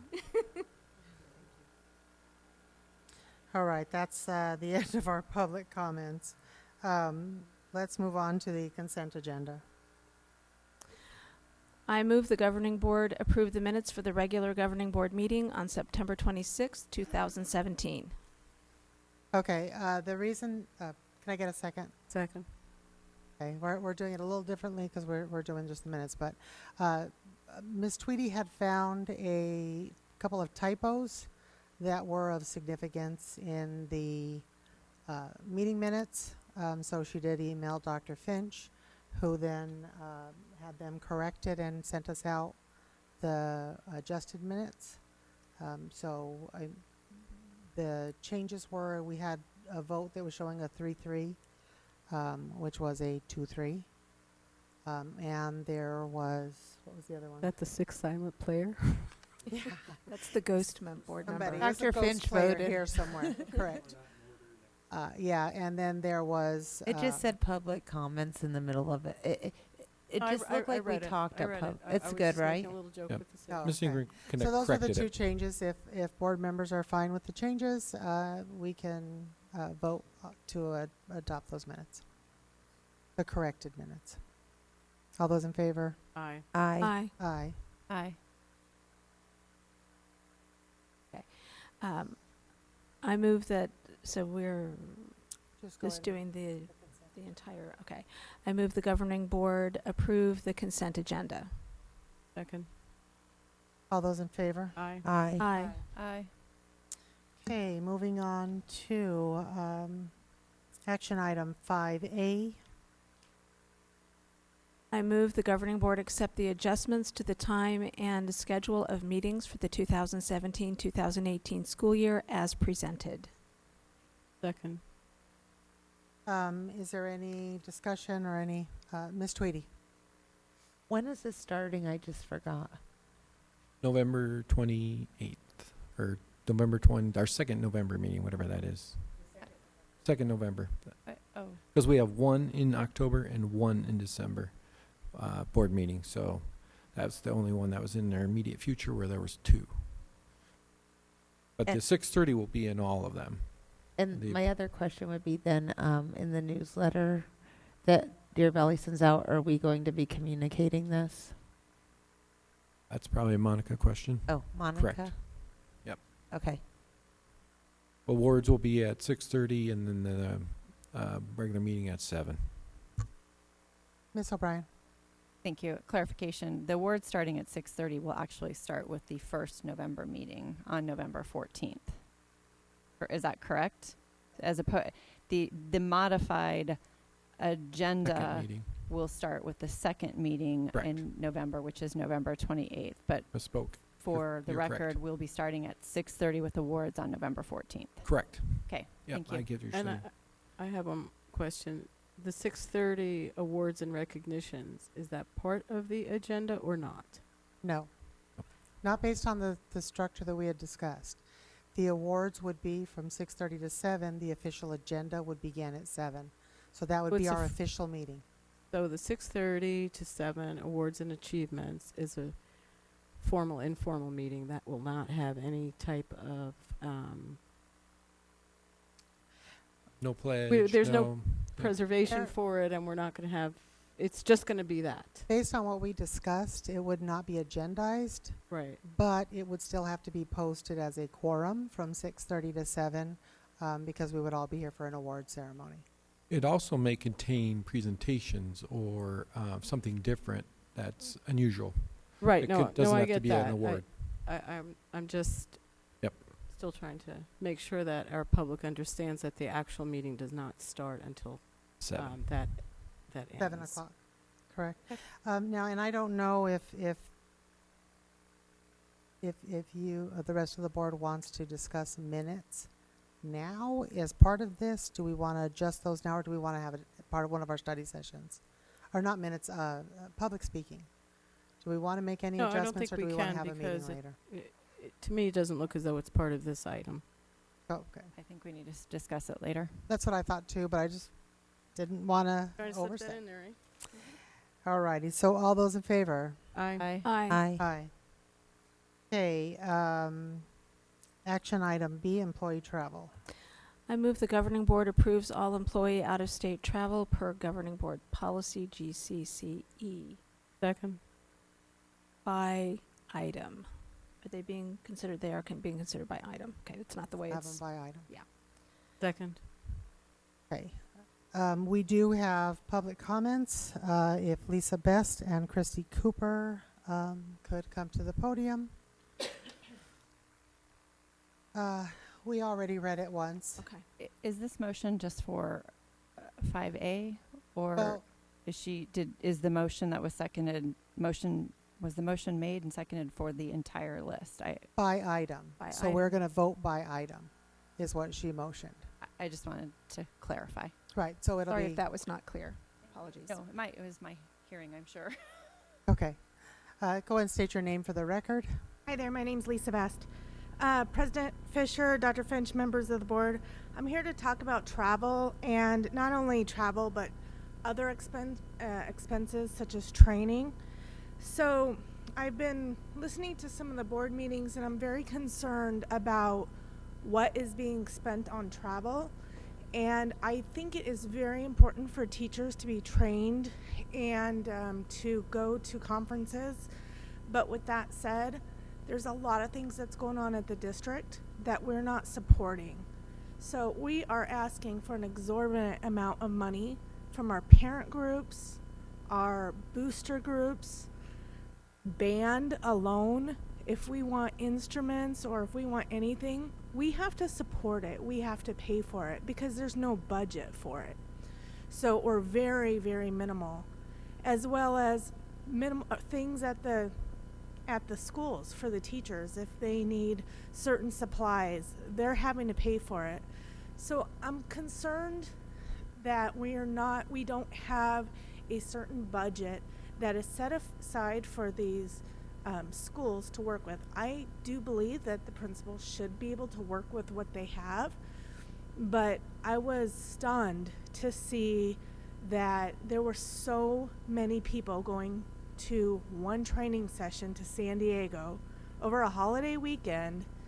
That was $40,000 for. So you're not only talking about 17 teachers from one high school Is going. it regarding this is just has to be regarding travel. Oh. It can't be regarding past. It's on Yeah. this item. Okay, so again, Excuse me, just 1 minute. The item that we're voting on at this This point in current time is a travel. specific, she'll have her time because we're Right. stopping it. Is a specific trip that we're talking about. Right. This is in general, which would probably Right. go Is to the this- next session. So I'm I just was, saying- So I was being I was specific about something in the past. Well, but no, in, but but the- in general, my Miss, whole point was the reason she's is because we are going to have a a separate session afterwards. Would you prefer to have the comments at that time? Because we have two travel items. This travel item is specific for travel trips that are currently pending. There's a secondary travel item, which is our work session. Well, I think my comments were just in general about understanding what we are doing with travel so that we are making the right That would fiscally be that would be the later decisions. I'm sorry, that would be the later item. Okay. So did you want to, Ms. Cooper, is yours as well on the general travel for the later item? Or is it specific to these travel items? Okay, so both comments are if you don't mind. There for later, but Okay. I think you got the gist of what's going on. So perhaps we could allow them or Ms. Cooper to make her comments at the very beginning of the work Right, session. we can do it at the beginning of the work session.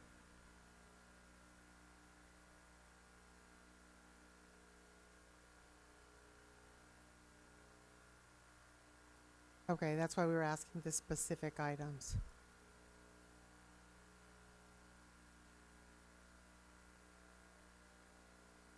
As the general public comments. Okay. So perhaps we should just let them make the comments now. Well, we're actually in the middle of an item. We can't do that. Yeah. We're in the middle of an item. If the board is not opposed, what we could do is finish this item and then have and then readdress public comments. But we have to finish the item. Okay. Okay. So the travel, we have sorry, my tablet went to sleep.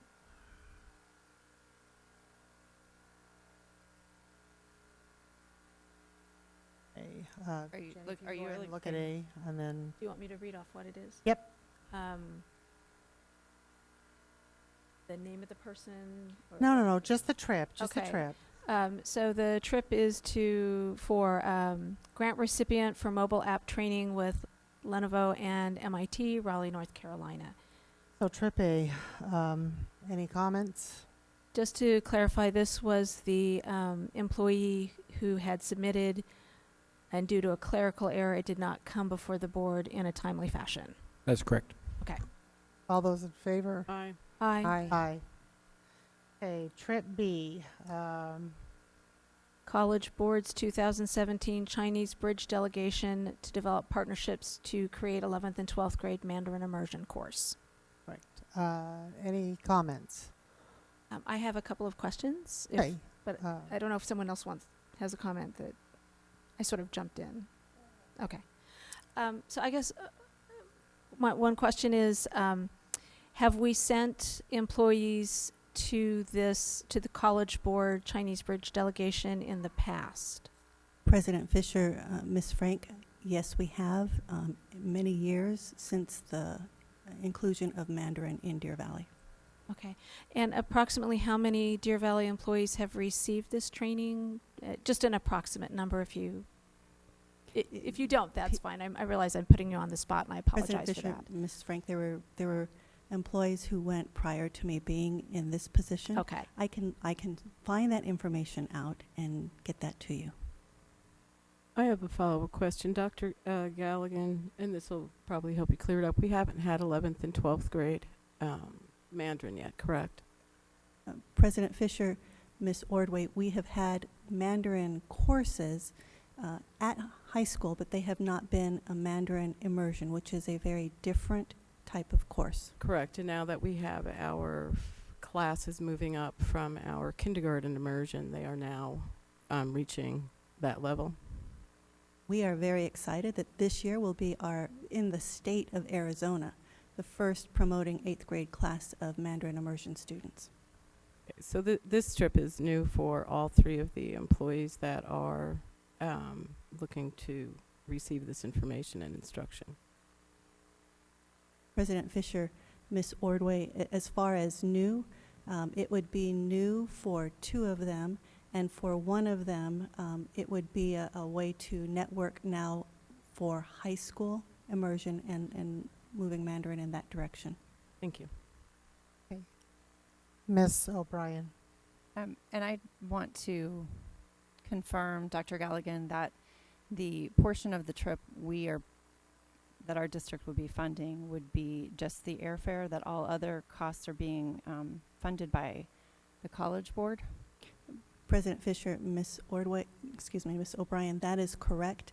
And we figure the cost will be somewhere between $600 and $1,200, but we wanted to just put the max cost that we thought it could possibly be. We are invited to attend this. It's not something that you're actually automatically given. And do we have any idea what the cost of this trip would be if we were to pay for the entire trip, an estimate? No, but I can find that information out. That's all right. Thank you. I actually also have some questions. So you said that we have 8th grade students that are now going up into high school.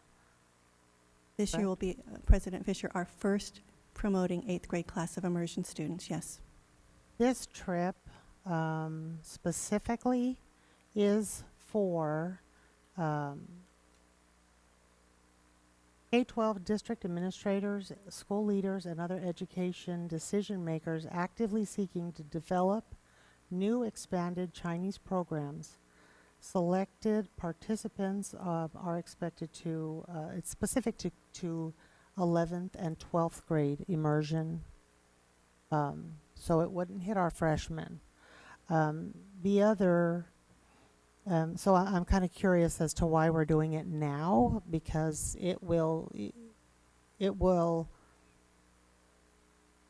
these students that would then be going up into their freshman year, this trip specific is for 11th and 12th graders. They're only going to be freshmen. So that's my first question. The other concern is it's actually not College Board. It is we're being hosted by the Haban Confucius Institute headquarters. What do we know of that organization? I mean, do we have background on them, or what do we know of them? So that's a secondary concern. And then my third concern is, has this program, an immersion program, the curriculum by which it is attached to, been presented to the board at any point in time for approval? And has any curriculum been put on display in the required amount of time for our public to observe, or for, have we followed any of the steps that are set in our policies and in statute regarding a Mandarin immersion program in high school? President Fisher, I won't have answers to all of those right at this moment. I will say that January of 2013, we did a world language adoption, and that world language adoption included Spanish, French, and Mandarin. And it looked at the immersion program all the way up through 8th grade. I would have to see if it edged into high school. I do not remember. So I will look at that, but there was a complete process, adoption process followed for all world language textbook resources. For the Confucius Hanban, they are partnered with the College Board, and that partnership in the United States is part of what is able to build the partnerships for Mandarin immersion programs and Mandarin specials programs across various states, including Arizona. As far as specific background, I can certainly get that and put that in the next Thursday update. That is a long-standing partnership with the College Board. For the first question that you asked about 11th and 12th grade, when we look at the students who will be moving up to high school, many of those students will already earn high school credit for Mandarin courses.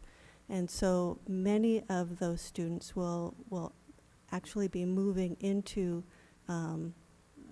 coursework that is greater than our Mandarin 1-2 and Mandarin 3-4. So when we look at 11th and 12th grade, some of our students who have been in the immersion program for a while will have already earned most of the necessary credits for the language requirement, and this is helping us then provide those additional courses like Mandarin Immersion Advanced. So those would be some of the reasons. I can address it further in the update this week. Mr. Melarino, do we know what the cost of implementing a Mandarin immersion program in high school? It sounds like we're doing from freshman to senior, or just the 11-12. Do we know what the cost is to this program? President Fisher, I don't know that we broke it down by grade level, but we did have at some point in time an estimate of what the cost of the Mandarin program in its entirety was for the district. And we can provide that again. That was from, I believe, last year. So I don't know that we have this year's data compiled. So it might not be in this week's update, but we can certainly put that together again. I would appreciate that. Any other comments? So, Ms. Sweetie. did we approve this program, and are we required to approve expansions of a program?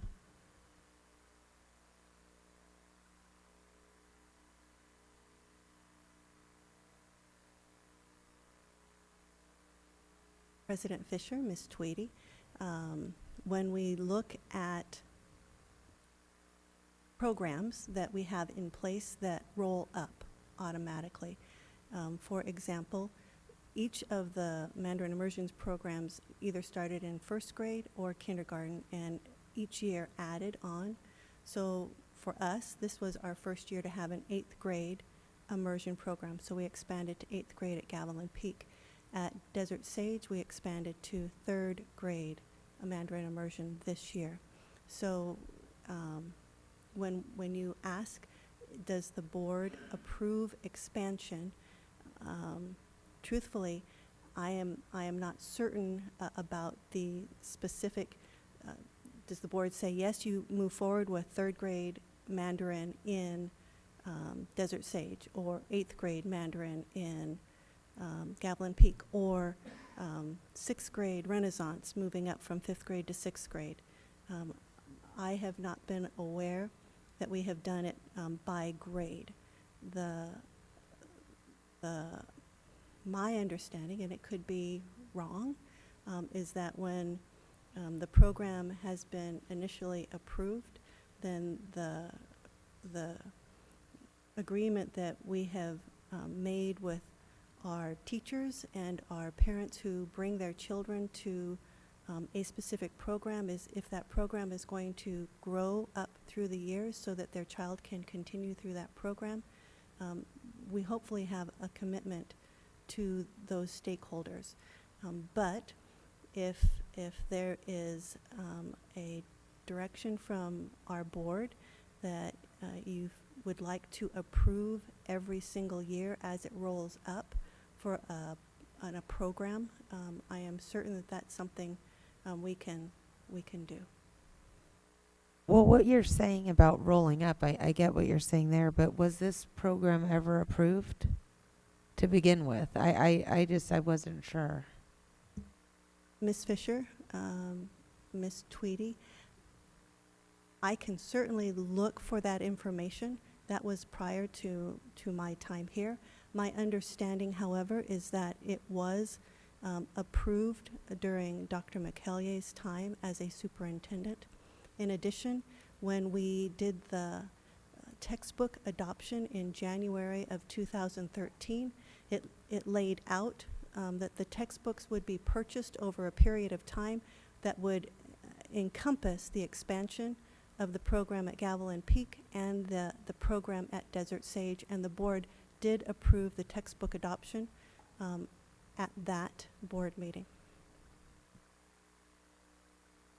I would just say as a relatively new board member, it would really be helpful if you could provide a little bit of background and history and some of the things that other board members that have asked for. I would very much appreciate that information. And I think perhaps we might want to get back to, I mean, we're not voting on the program, we're voting on the travel. Right, I don't want to cut anybody off. It's just a respectful reminder. Right. Ms. O'Brien, did you have a? I did just want to add for the record that since approximately 4 o'clock this afternoon, and I believe you also all received them, that just in that short period of time, I received 6 emails from parents with children in the Mandarin program who all asked us to support the continuation of this program, and several of them seem to have concerns about them going on into high school, and so I think I can tell you in my 2.5 short years on the board that I don't know that I've received quite that many emails from parents in a very short period of time with concern for their student, what might be happening to their students' education given a vote. So I just wanted to put that on the record. I actually did. We have received a lot of emails, which concerns me because a lot of them had misinformation in them, that they believed somehow their program at their elementary campus is going away, and that some of them were fearful that we were voting on doing away with their program tonight, which I did respond to a few and said, it's actually not on the agenda. I directed them to Dr. Finch, the ones that I spoke with, or I had answered. But this is a travel item. This is a travel trip. So unless there's other comments, if we could go ahead and call for the vote. All those in favor? Aye. Aye. All those opposed? Nay. Nay. Nay. Okay, item C,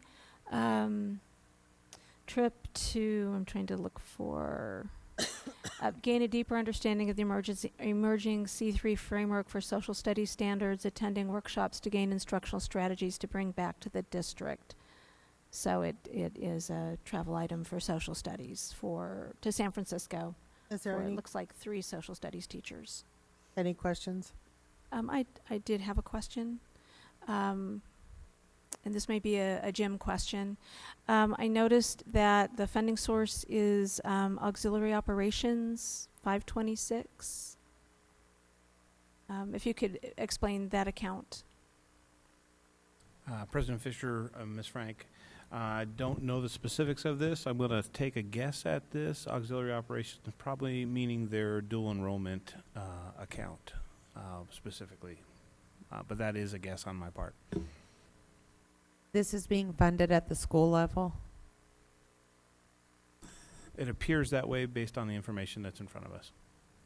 Okay, that clarifies for me. Thank you. So, because my question was going to be, where's the revenue generated going into the auxiliary operation? You're saying that's coming from dual enrollment? President Fisher, that is my guess. I don't have the details of this particular trip. Now, auxiliary operations is is one of the most flexible funds, can be used for almost anything. You don't pay salaries out of it because it's not a guaranteed or a consistent do we have any specifics on use of auxiliary operations, or, I mean, I'm just curious. You know, that's a later question. I'll ask you later. Regarding this trip, though, it's auxiliary is. So this trip is funded at looks like Boulder Creek High School at the school level from their dual enrollment money. Am I understanding that correctly? We believe so. President Fisher, Ms. Frank, I cannot answer that definitively. That is my guess. So best guess based on the information we have at hand. Hold on a second. Do you know? Does anyone else know in the room? No? Okay. I know the Okay. principal of Boulder Creek was here earlier, but Okay. the excitement must have been too Is much there, for is there any other questions regarding this travel? No. All those in favor? Aye. Aye. Aye. Aye. Okay, D. Or was that D that we just did? Okay, now this is D, to send the science curriculum specialist to the National Science Teachers Association National Conference in Atlanta. It is from the CIA, their science budget. Any questions? I did have a question. Okay. I'm sorry. No, it's okay. I'm just curious because I've seen a number of trips that the funds are coming out of a social studies budget or a science budget, and I just was curious as to what other types of expenditures came out of those budgets.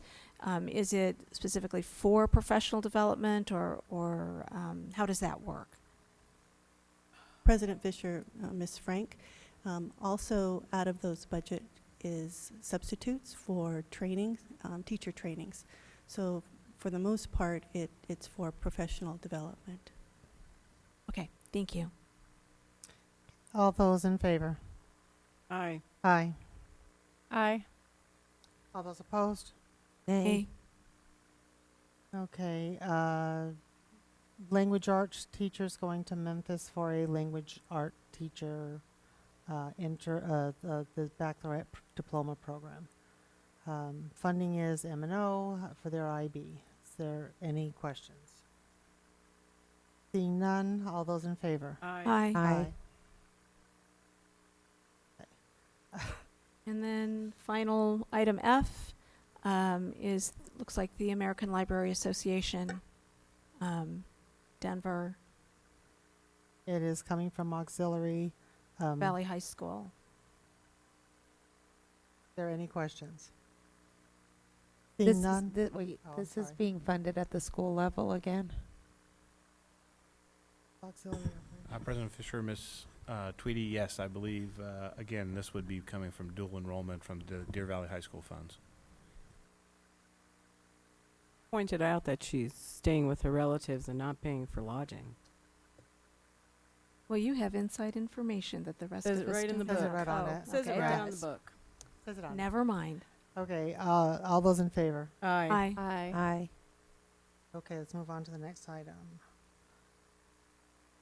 Approve addenda contracts. Back to the agenda.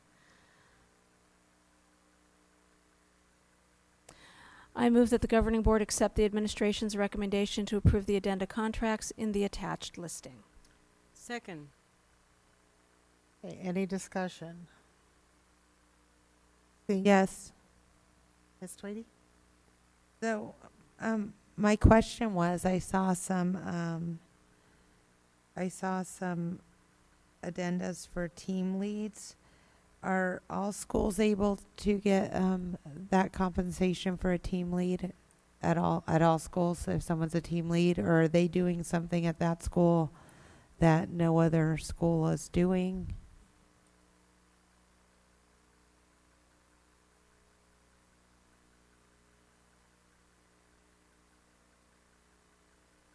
Boy, am I glad to see Ms. Moffett. I don't think I know the answer to that question. President Fisher, Ms. Tweedy, language outlines an IBN addenda for team leads at grades 7, 8, 9, 10, and 11, and 12. 9 through 12 is for department. Non-IBN, a school could decide to use money such as CIT to provide a lead addenda at the lower grades. But right now, in language, there is no team lead addenda for IBN grades K through 6.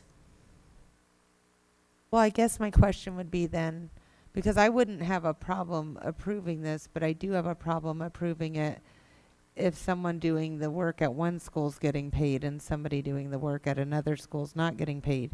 So if I were to approve this and then all of the teachers at all the schools could, all of the principals could pick a team lead at all the schools, then I wouldn't have a problem with it.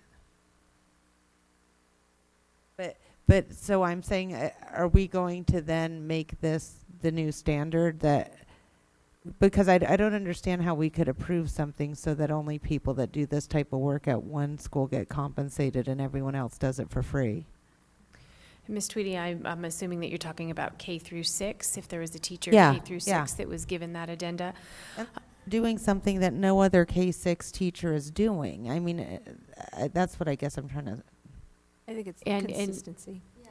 I do understand your point, and it is something that does come up and pretty much annually in negotiations. A desire for there to be some type of an addenda, K through 6, for that leadership responsibility. We haven't been able to put yet a proposal forward due to the cost of adding that. So over the years, many years, schools have used the option of calling it's not necessarily the exact same team lead responsibilities. It's typically tied to the responsibilities outlined in the goals of the CIP. So the job description wouldn't necessarily look identical to a team lead job description of a 7 through 12 department or team lead teacher. Yes, I mean, if we could make a motion, I don't know if I can. You To can separate the IBN You can and amend the motion. You can, Can I make a motion to, I move to amend the, what do you want to do, and I'll help you. Okay. I move to amend the motion to vote by section, approving each individually. by category? By category. Well, and I didn't mean by category. There a second? Second. All those in favor of amending the motion? Aye. Aye. Aye. Nay. Um, And I want to explain my vote because it's the kind of thing you don't do in the middle of a meeting. If we have something like this that's been going on for months, then figure it out at the beginning of the meeting so we can process it and wrap our arms around it and also be able to figure out if there's questions that we need to ask. I don't like being caught off guard all the time with this stuff. Okay. Boardway, I'd like to respond to that. There is no discussion right now. I just Yeah, explained my vote. We're at the vote part. She explained her vote. So the motion has been amended to vote separately. All those in favor of Approving IBN. Well, we'll need to have a separate motion for Right, you each need to one vote. individual, Yeah. each group. I move the governing board accept the administration's recommendations for IBN addenda. Second. Those in favor? Aye. Aye. I move the governing board accept the administration's recommendation for non-IBN addenda. Second. Those in favor? Aye. Can we have discussion about that section? Certainly. We had, so I just didn't realize. If you have a further. Addenda has been a concern of governing board members for some time, and I do appreciate the efforts of Dr. Finch in the short time he has been with us to work to make sure we're approving things to put a process in place where we would approve things ahead of time and so that we can avoid some of these issues that we've been having and continuing questions. I think I would like to express my concern that in this particular case regarding team lead, and I understand the desire to have consistency across the board in a school district of 38 schools, I also am concerned about us deciding what is good at the school level. We are governing board members that are supposed to govern, and given the fact that we don't have the process yet in place, but we are working towards it, I still am concerned about us making campus decisions. So I would ask my fellow board members to realize that we're on the path to getting this process in place, and we need to make sure that we allow the professionals that we hire, our superintendent, our administrators, our principals, to do the job for which they're hired for. Because if we don't, and we continue to get involved in these campus level decisions, we're going to be here really late an awful lot, and it's just, it doesn't bode well for our district. And I think our retention rate of not just teachers, which is already a huge concern, but for administrators who need to know that we have confidence in the decisions they're making. Thank you, Mrs. Fisher. I would like to agree with Ms. O'Brien that I am very thankful to Dr. Finch and the efforts that are being made to get this issue addressed ahead of time. And I do, but I do want to say I don't believe that Ms. Tweedy's intent is to question whether or not the campus level decisions are being made appropriately. I think her concern is more to the extent, which is our responsibility in hiring and paying the salaries for staff, is that we are consistently and appropriately treating all of our staff in the appropriate manner.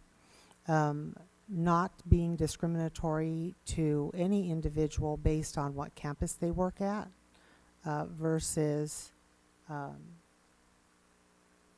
so I do think this is a difficult issue, and I do appreciate what Dr. Finch has done and the efforts that are being made. However, the issue remains that it sounded from your answer, Ms. Moffett, that we don't know that this is consistent. Is that correct? This is a negotiated item. No, So this one's not. This is the non. okay. So is it also true that these people have already quote unquote earned this? Has the train left the station, or is this in the future, or no?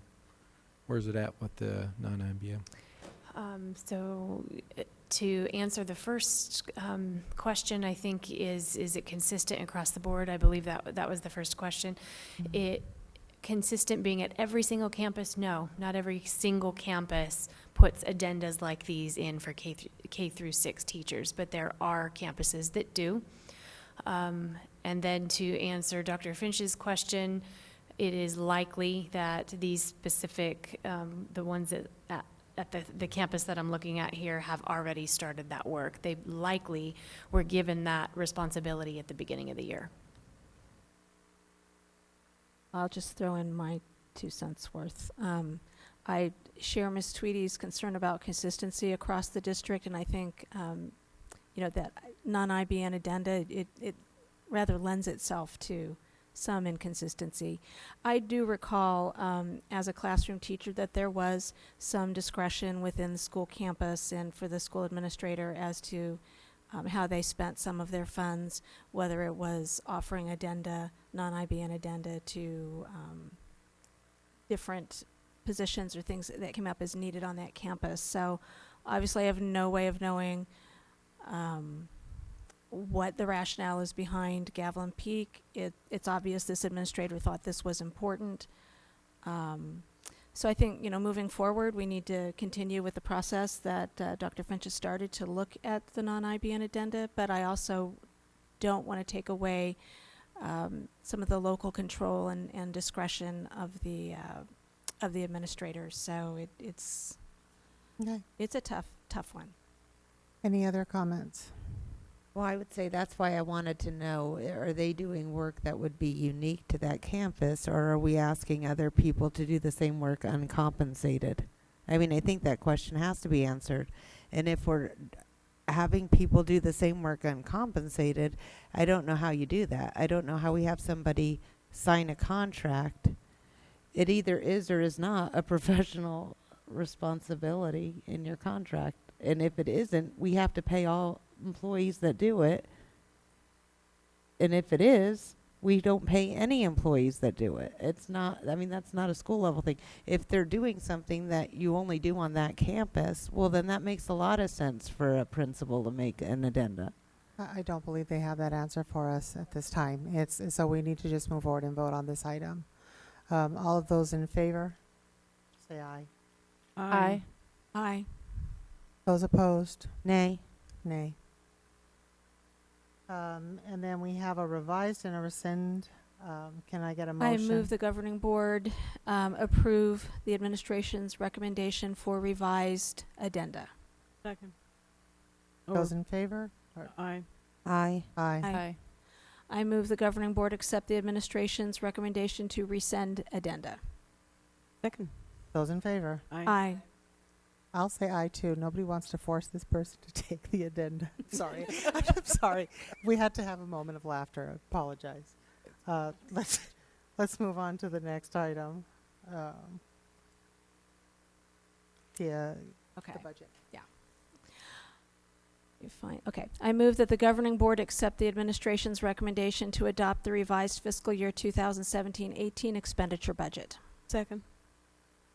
Any questions beyond the presentation earlier? Seeing none, all those in favor? Aye. Aye. Aye. Approve the, sorry. I move that the governing board accept the administration's recommendation to approve the annual financial report for fiscal year 2016-17. Second. Those in favor? Aye. Aye. Aye. Aye. Never mind. Okay, we're on to our preview items. First preview item is policy BBBA, board member qualifications. The board has provided the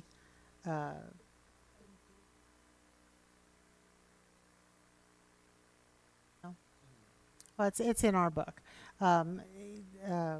This is one that was mandated by a change in statute. Did anybody have any questions, concerns? No. Right. Seeing none, let's move on to first reading of EEAEA, bus driver requirements, training, and responsibilities. Again, it is in your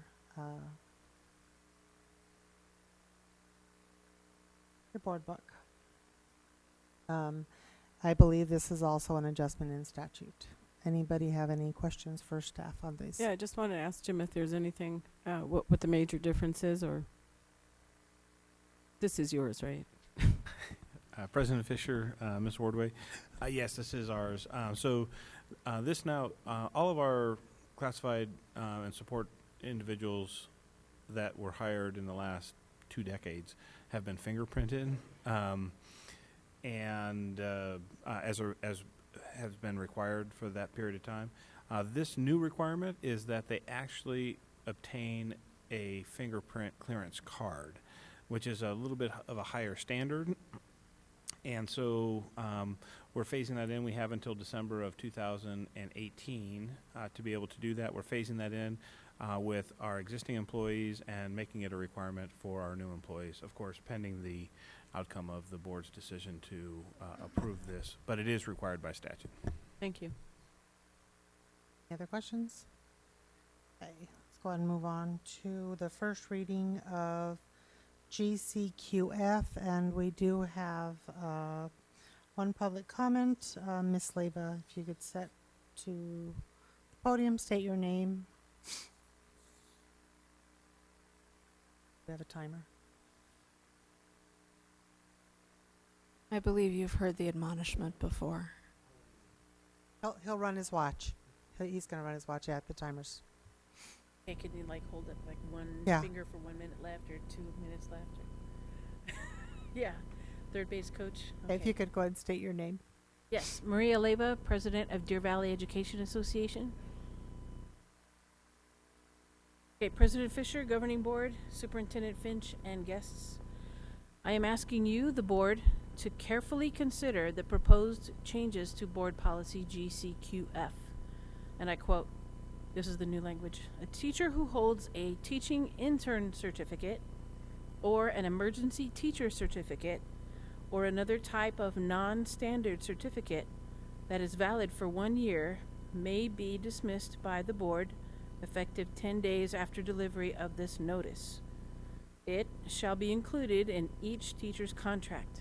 Now please focus on the each teacher's contract, because this language is discretionary. It's only applying to non-standard, non-certificated teachers. This proposed new language eliminates any requirement of an improvement plan or any additional effort on the part of Deer Valley to assist teachers. Deer Valley should work to improve the teachers, even on emergency cert, it hires. It is not best practice to hire teachers and then dismiss them without any effort to improve their instruction. Deer Valley should be committed to supporting every teacher. If Deer Valley hired this teacher, then the rigorous onboarding and interview process must have selected the best quality candidate, right?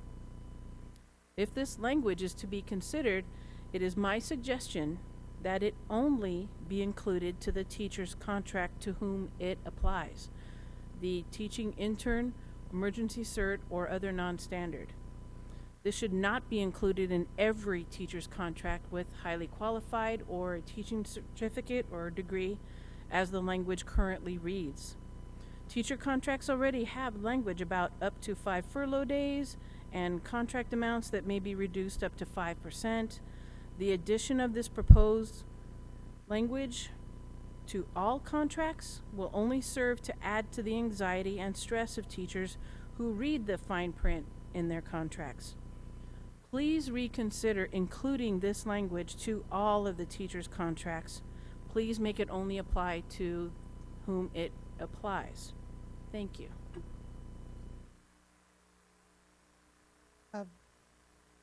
I have a question if there's not anybody else. Is the way I read the language in here, and it may be Ms. Moffett, because I'm reading it underneath that heading, is I'm reading this that it will only be in the contracts of the teachers who are under the short-term certification with the 1 year emergency, correct? Ms. Fisher, currently our contracts have language that applies to all situations. So that could include that something happens to your certification and then we could revoke your employment. They are fairly general, and as you know, they are put together by legal. In this case, they could, this language could be embedded in all contracts, or we could specify a different contract for a different type of certificated person. We do not currently issue a different type of certificate, a different type of certified contract based on the type of certification you have to teach. We have a universal contract for those types of people. So then this interpretation would be that this language would be in all contracts. It could be. Or we could put this language in only the contracts for people that are under this type of certification. We also could ask for legal opinion on that. My preference would be a legal opinion. I will see what my other fellow board members believe as well. But my concern is if we put it in all contracts, we do have a teacher shortage. We already have a lot of teachers that feel unstable, and I'm fearful that this language, if it's in all contracts, would give a level of instability to our teachers that we don't want to do. That's my opinion. Ms. Ordway, you had a finger up. I was going to say I I would like to see it on a separate contract, although I don't know how many separate contracts you would have, but just this one. And it says may, so going to the point of getting rid of somebody right away, it says we may. It does not say that we would not work with someone. I think the may part is helpful to me. I don't want someone in the classroom that has no chance of getting better. But I don't want someone leaving that just needs some mentoring. So I like the may part.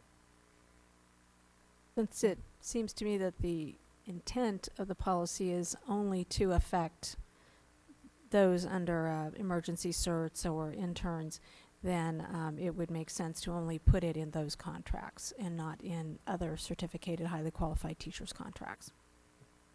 Ms. O'Brien and then Ms. Tweedy. I just have a question.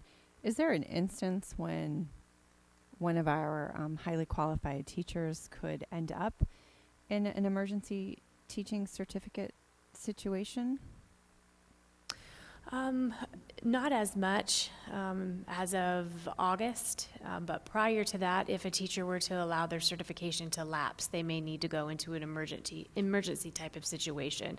Another situation could have been a gen ed teacher that is now wanting to be a special education teacher, could be enrolled in a special education program with the university and go on an intern certificate on the special education side.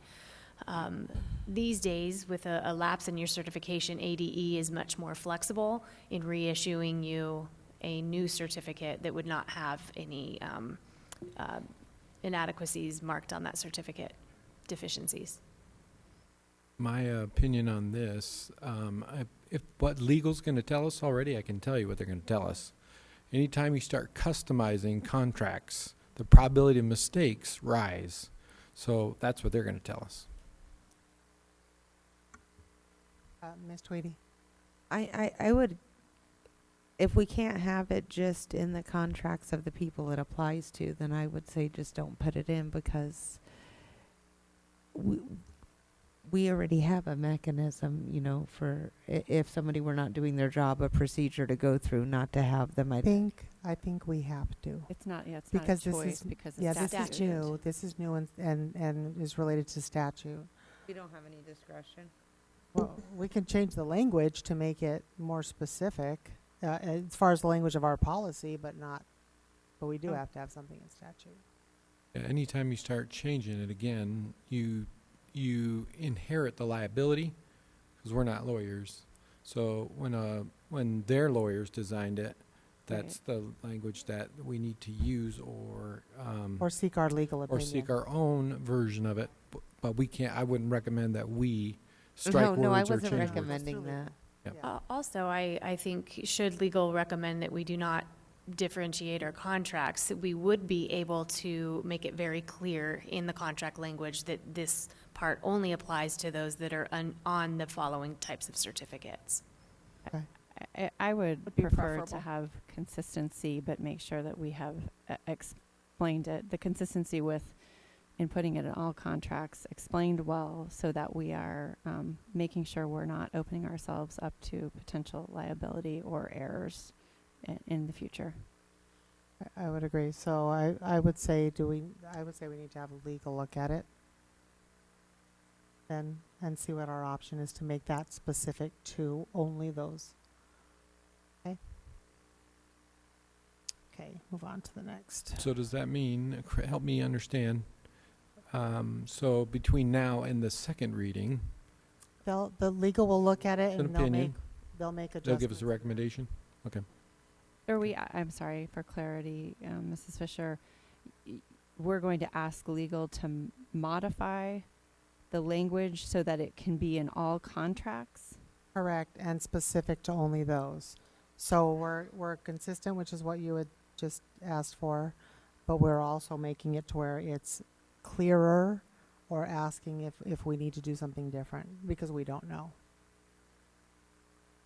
Okay. Did I misunderstand what you had asked for? I guess I misunderstood what Mrs. Moffett was saying when I thought that we could put it in all contracts, With essentially the way it's written, but making it very clear to the employee that it is just for these specific types of contract or employees without actually going to legal, or did I misunderstand you, Mrs. Moffett? Oh, I do not think that we need to change the policy itself. The policy just states that it needs to be in the contract. It doesn't say what kind of contract or specifically who to.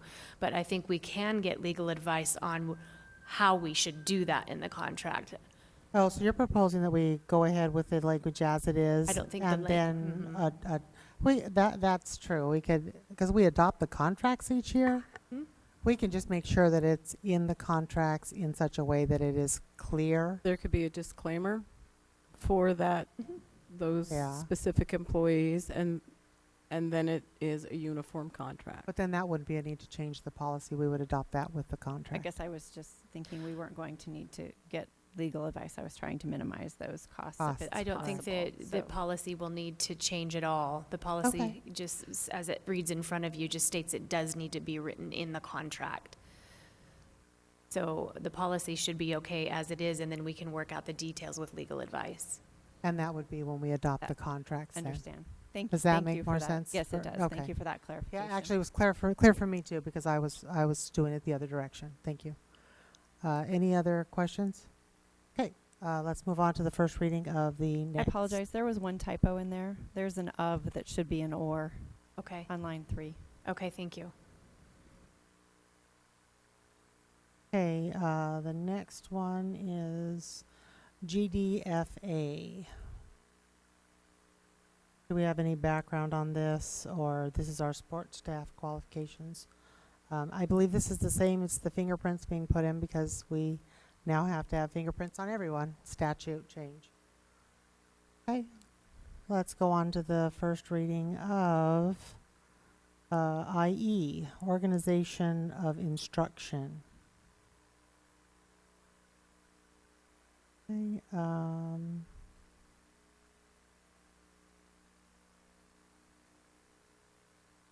we have any background on this one?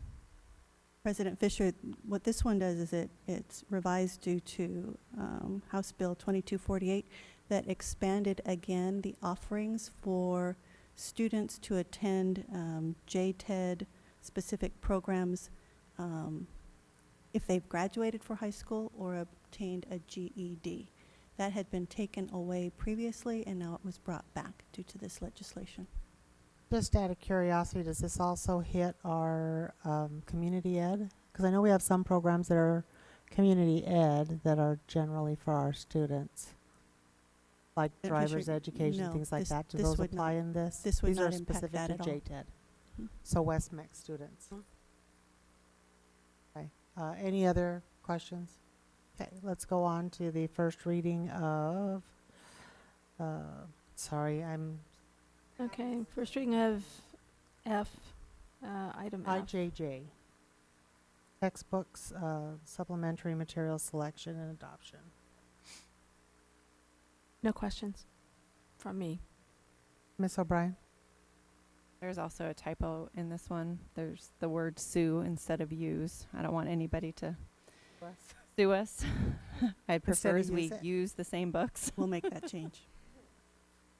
Good catch, Mrs. O'Brien. Anytime we can avoid a suit, that rocks. Okay. IJNDB.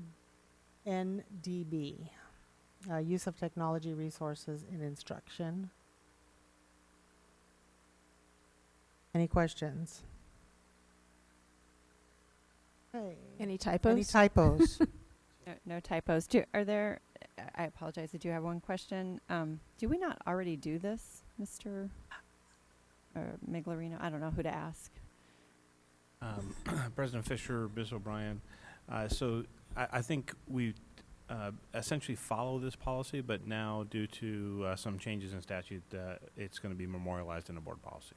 Okay, thank you. I think some of these are just the clarification from that omnibus bill last year.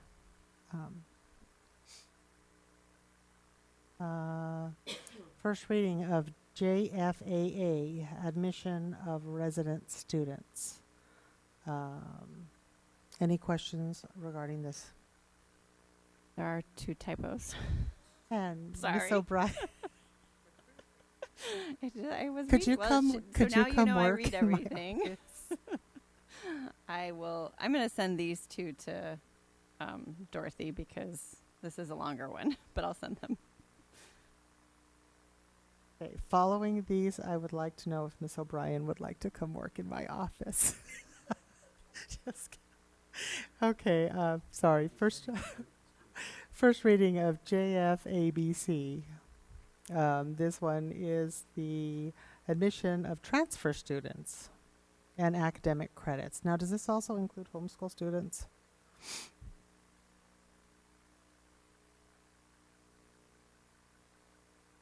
President Fisher, transcripts really only apply to our high school students unless in Deer Valley we have a 7th or 8th grade student who takes a high school course. Then we do issue them a transcript. We would not necessarily look at an elementary or middle school student who brings us a transcript unless their courses aligned with our courses. No, I know that, but I mean, even if we had a homeschool student that wants to come their senior year, does this apply to their transcripts? Because they do have transcripts as well. I'm just asking. Yes, we evaluate all transcripts. Okay. I'm sorry, any other questions from anyone? Okay, let's go on to the first reading of JFB, open enrollment.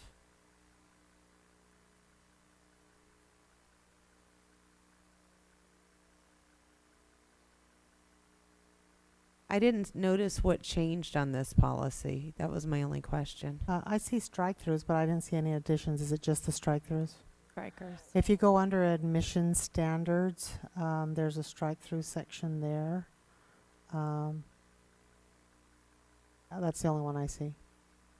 Okay, thanks.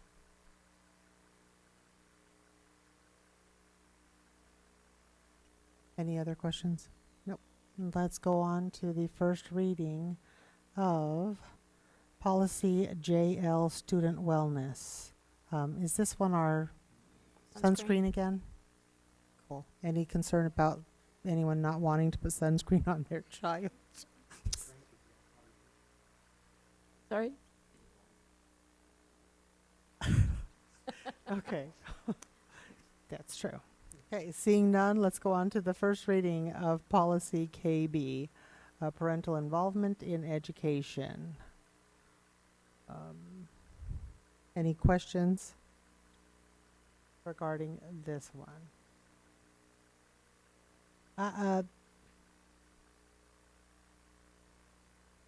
Yeah, why? I guess I was a little curious why we're adding just that one line. I mean, it seems like a strange addition. Is it just language and statute that required that one line? President Fisher, I don't know. I think we keep the mic between us. Maybe we could both answer this. It's due to a recent change that essentially high school textbooks are now going to have to follow the same adoption process, and I'm kind of paraphrasing. It used to read that common schools only had the adoption, the formal adoption process. Now that is required of all adoptions that the board will consider moving forward. Okay, and then we also notice we removed the right to participate in the parental satisfaction survey be distributed to parent of every child enrolled in the school pursuant to ARS. Are we not required to survey our parents? Am I missing something? Are you reading from policy KB? Yeah, it's number 17. Scratching out number 17. We do that anyway, but I mean, we do. I'm just Must not be wondering why we're required. striking it from our policy. be I think required in statute. maybe the statute changed. Sounds that like it. it's no longer. I don't know that for certain, but I'm Okay, and these did come from ASBA, so ASBA? that's a good assumption. But before our next meeting, can we find out? Maybe I can just look and see if I can find out. We can all take a trip over the policy bridge and see. President Fisher, I'm not as well versed in that strike, so we'll get that information for the board. Okay, thank you. That is all the policies. Moving on to discussion item 7A, work study session topics.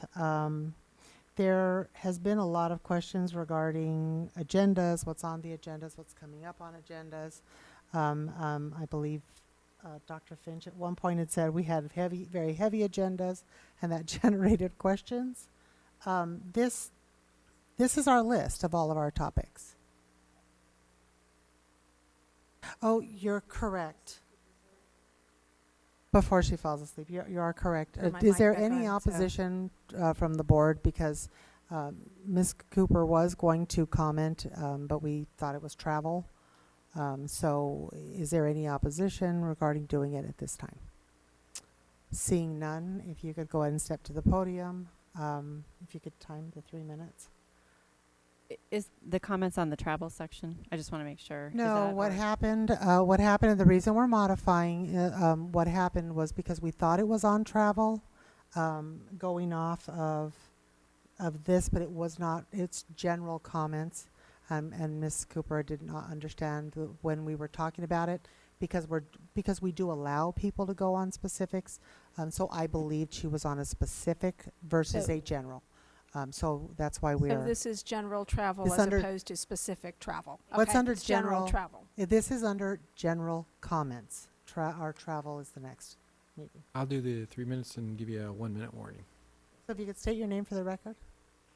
My name is Christy Cooper, and as an employee in this district, I just wanted to thank the board members that are looking for ways to make cuts so that we may someday soon have the funds to budget for lower class sizes and adequate salary increases for our employees. Retaining our faculty that has worked to make Deer Valley the A-rated district it is today is crucial to our students' educational success. There's nothing more detrimental to students' academic achievement than being without a highly qualified teacher. When we fail to compensate employees with a competitive salary, they will eventually leave or retire. With the teacher shortage in Arizona, there may be no highly qualified teacher to replace them. More teachers left last year than the year prior. Close to 300 of our teachers left Deer Valley again last year, and nothing could be worse for our students than for us to continue on this path, waiting for our Arizona legislature to better fund public education. If we choose that as our solution to the teacher shortage, we will end up with overcrowded classrooms without qualified teachers. We need to put our students first, so we must find ways to cut expenses. Let's retain our employees and keep this the A-rated district we have worked so hard to create. Thank you.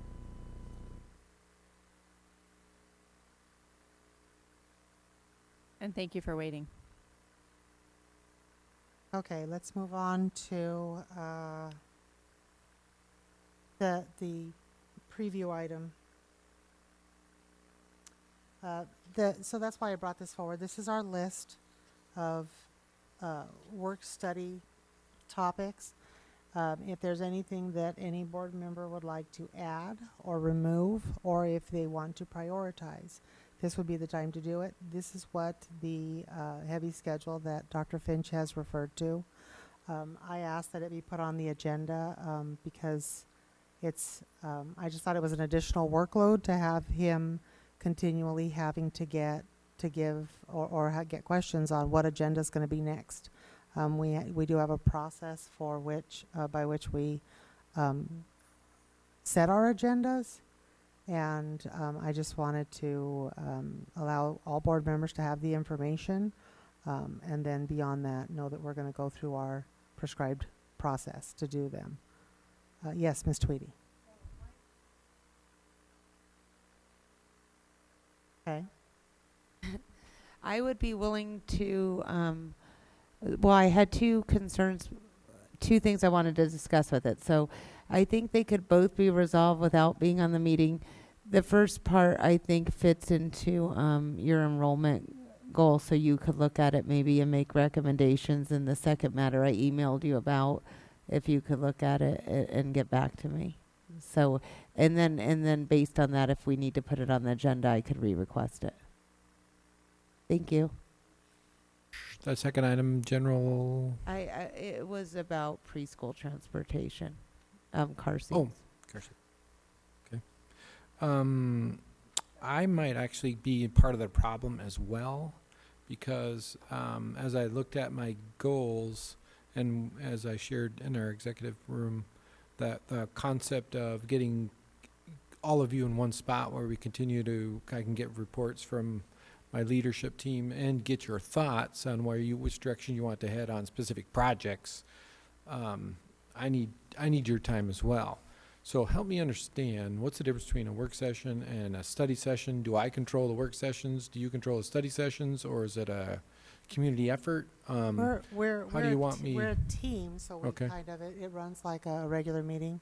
The difference between a work session and a study session, a work session is the board, yourself and whomever in your staff, and we work on understanding the topics. We work on getting the information, asking those questions, kind of what we've been doing a lot here, which is really would be really good in those other, but it is our team. The studies are, that's the work session. The study session is open to public comment. So when we're in a study session, if an individual from the audience wants to provide input, they at that time could. So that's really the only difference between the study and the they're work. all in public. So work session will be in public just as a study session, just that with the work session, it's agendized. And if there are questions that the community has, they ask through us. That we can, that we can ask. If it's a study session, they ask themselves. They could provide their input directly. Okay. So as I discussed in there, or gave you some windows that we need to hit to get our projects going on time, I think that's probably what was our email banter, was I need some November 14th time in front of you, and I need 20, whatever that second one is. And so how should I handle it with you, board president, or should, what would you recommend? Well, you're talking on specific items, so you want those to be our topics in the work session. Should we go that way? Well, the transportation was two things. So, for example, and we could clear this up, my concern was our current transportation policy was inhibiting open enrollment opportunities, but that fits into your performance goals. So I'm saying you could look at it and see if you think that that's an issue. That's why I asked for it when I did. Before you were talking about enrollment, I was actually thinking. And then the second part was a concern I had that I sent you, and I just think if you can work that out and we don't have to have it on the agenda, it'd probably be.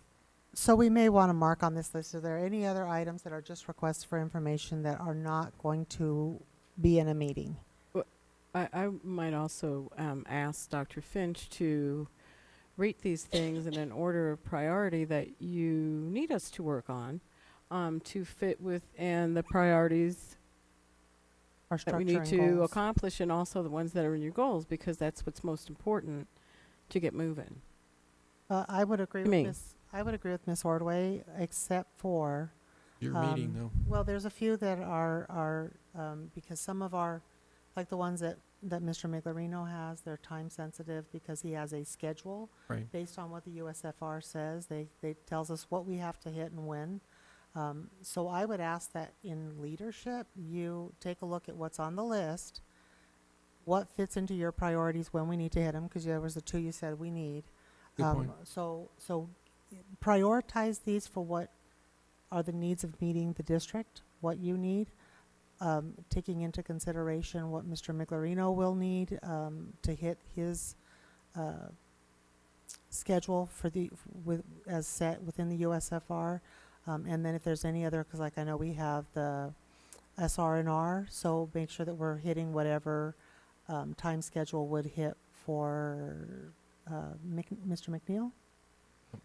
So if you can prioritize those to ours, and then we would just regularly agendize them, but then send it out to the whole board so they have that list. Okay. We'll work on it. Correct? Okay. And if I have any additions or whatever, I'll work with President Fisher, making sure it gets agendized. Once those priorities are set by Dr. Finch and his administrative staff, then they'll come back out to us to see what that's going to look like. And I'll tell you, you did say we had a heavy lift, but my other concern was that there have been items on the list that keep getting pushed back, that because they're a BHAG, so to speak, and so nobody wants to talk about them depending on when you're up for re-election or what's going on. So, it's true. People don't want to talk about boundaries when they're up for. I would ask, Miss O'Brien and I are the two that are up for election, and I would ask that we move forward no matter what's going to happen. My concern was just that things don't keep getting pushed back, and that we kind of set a schedule for some of those things. So it sounds like that will happen now, and I appreciate that in coordination with what you also see as priorities. What we could do, like we did before with the last survey you took, we actually had you prioritize them, and then we prioritize them, then we matched them up, and that's an idea too. If you want actually input on what you think is priority. I don't want to do it this time. I would like you to tell us what we need to prioritize, because whatever it is you feel that you need to do, we want to. We'll have a rock, paper, scissors world I championship. think we need I think we need to hit the district's needs first, and so based on, you have various leaders who have to hit time frames, put them, and then you have yours, and consider it done. Put us in a path. Thank you. Yep. And if there's anything, Dr. Finch. If there's anything anyone needs to add to it, or just send them to Dr. Finch. The next one is the communication plan. And I know we've looked at this several times. We've gone over the communication plan. We've gotten a basic, and it will be part of our of future discussions. We'll get it on the agenda. But one of the things that I wanted to communicate. Well, I wanted to communicate. I actually wanted to ask our board, my fellow board members, when we had our retreat and we talked about this, one of the things that we talked about was community forums where the board could engage with community.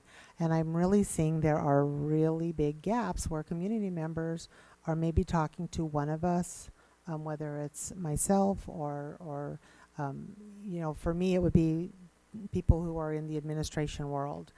Perhaps there's teachers that talk with Jenny and Darcy. Perhaps there's community members in each of your communities that speaks with you. I would ask that the board maybe look at our communication plan, and I know we had put off having those type of forums for next year, but perhaps it would be beneficial that we maybe do that a little sooner rather than later, or that we come up with some methodology for our community to be able to have more open and meaningful discussions with us. Because what I find is I will have, and I don't know if other board members have the same thing, but I will get people will say that will come to me and they have assumptions about the rest of the board, so they'll come to me. And I'm assuming it happens to others. And sometimes if it's a board member that I know more about Ms. Tweedy than I do about Ms. Ordway. I know more about her than I would know about Ms. Frank. So but we should never be in that position. I would ask that the board maybe consider us having some type of an open forum where, I don't know, we sit and people can come and ask us questions. The other thing is I think we need to make a plan to move forward with that newsletter. So I did ask that the sample that used to be done under, was it Dr. McKellier? Sandy Hicks. Okay, so under Or Sandy it would Hicks. be Dr. McKellier, Yeah. yes. So I would ask that we move forward with getting our first version of this out. I would like us to put together a plan. If we plan and we don't act on it, it really just is a useless plan. So, Ms. Tweedy. Thanks. To your point, I wouldn't mind holding a community forum. I also would like to request that we send out a copy of our old and our new employee travel policy, because I keep getting questions on it. I'm not including any just the actual policy for people to read so that they have that information. Nobody has to write about it, so that I'm sure we would say different things. And then I would like to get that out into the community. And then like what Ms. Fisher said, maybe we hold them quarterly for right now. But if we are going to start talking about things, boundaries, we did change the transportation policy. These are things that a lot of community members are going to have opinions and want to talk to us about. So I think if we are going to start discussing those things, it wouldn't be a bad idea to have a few forums and hear the input and questions. And one of the things that we did, Miss Ordway had mentioned having the Valley University. yeah. Could we attach it to the end of the Deer Valley University, where we have because we were talking about moving forward with that. I believe we said January. Is there a possibility where we we have section 1 and then a conversation forum? I was going to say, normally it has started with governing board and superintendent. So I think if you started with that, and then so they all come to all of the, then we end with, hey, you learned this now. Let's, have a little chat with a board member. And I don't know what you mean by forum. I don't want to sit behind a table and have 20 people asking questions. I think sitting in a I think we were at more a table. I was more having thinking along the lines of that, like more, when that's more than what you were referring to, not a informal forum. conversation. Just something that's posted where we could be with the public. Right. I would be open to any forum and that we could talk to people. And I think as long as we have chocolate cookies with it, people will come and we'll be good. In that forum setting, when you say sitting at a table, are we sitting at separate tables? And that was my thought, because and the only reason I thought that, and I don't know as what the board thinks, but my concern with us having just a forum where we're all sitting somewhere or where we're too close together is if we have a quorum in one section and then it ends up being about, I don't ever want us to be accused of any open meeting violations. So, and even though it's posted, it wouldn't be agendized. So I was just thinking maybe if we, and when we have either the university or we can have a specific where we have, just areas and we all agree to avoid each other, avoid being by 3, something of that nature. Well, I think it might be less intimidating for the public, if maybe they have a question for a particular board member. I don't understand why you voted this way. I'd like for you to hear my opinion. It might be less intimidating. They might be more inclined to go talk to that board member, or maybe get to know that board member as an individual rather than so I mean we can come up with the logistics. I would want to be very cautious not to violate any open meeting. Well, we would check with legal when we figure out. I would. Okay. Now, as far as moving forward with our newsletter, because we did say that it was something we wanted to do. Do we want to have one person, do we want to send in parts? How do you want to handle it? I don't mind putting it all together. I have the software, or if somebody else wants to, they can. Ms. O'Brien's an awesome editor, apparently. I would rather, I mean, if we're going to take turns, let's just take turns, because I can't possibly do it this month. You mean turns to write the whole thing? Yeah, I don't want to even write a section at this particular week. Okay. I have conferences, and I just got my dissertation chair, and there's just no way I'm going to be able to do this. Well, and it just because, I mean, we can still break it up into 4 or 3 or...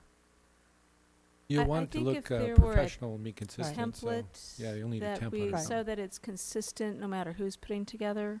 Right. Okay, I can establish a template if specific board members want to submit. How do you want to handle it? Are we... I don't know. Are we just each taking a turn and then it gets proofread, or is it? Do we? I guess my question is, and maybe Mrs. Ordway knows the answer, is, did Sandy Hicks do this in the past? On her own? Sandy Hicks took whatever the interest of the district was, and at the time, and had different topics, and gave pretty much a state of the district, the votes were on, what was coming up, that sort of thing. So before we all decide how we're going to break it up or whatever, we would have to decide what the content is going to be. Right. Right. Because I don't think there's any one of us, any of the 5 people sitting here, that has lots of time to create a newspaper, or even a 2-page newspaper. So we don't want to replicate maybe what Monica's doing. So maybe she could give us an idea of what we And that was the could point do. of this conversation, is what do we want to do? We said we wanted a newsletter. Right. But I don't want and to I guess assign that it to someone else. Well, and So- that's. I apologize. I thought that was part of the reason that we had not initially said we're going forward with this, is that we did need Mrs. Allred's input on what she already sends out to staff regarding maybe board meetings potentially, and could that be incorporated into this? What I'm looking at that was sent out as a handout with this agenda, tonight's agenda.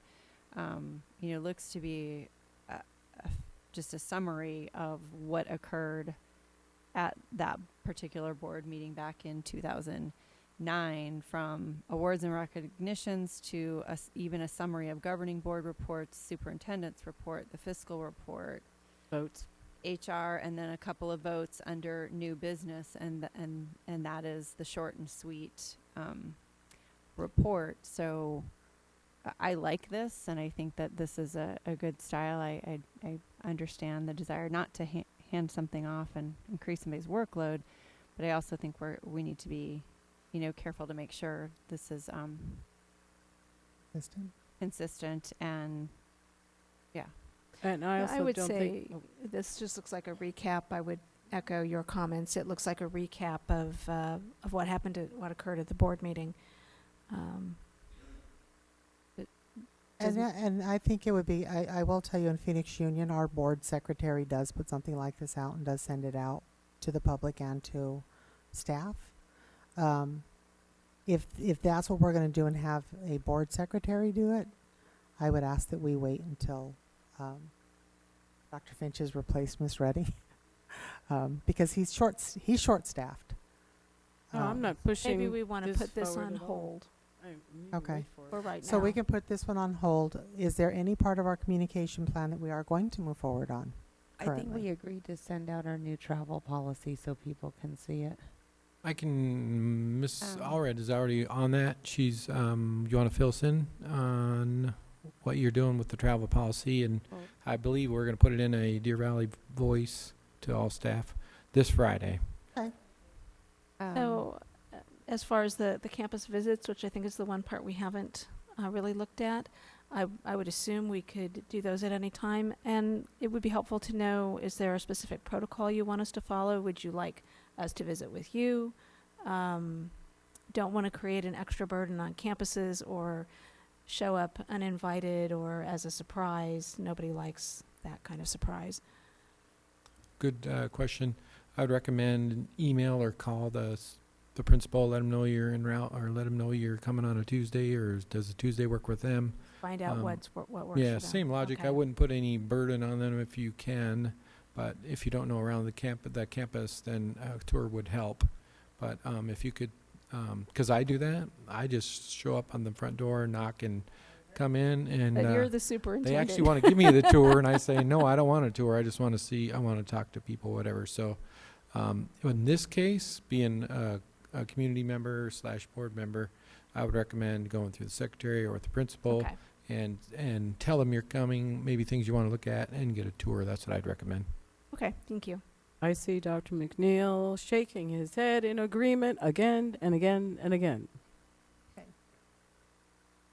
All right. Then I guess we'll move forward with that portion, and we will put the rest to whenever we eventually do.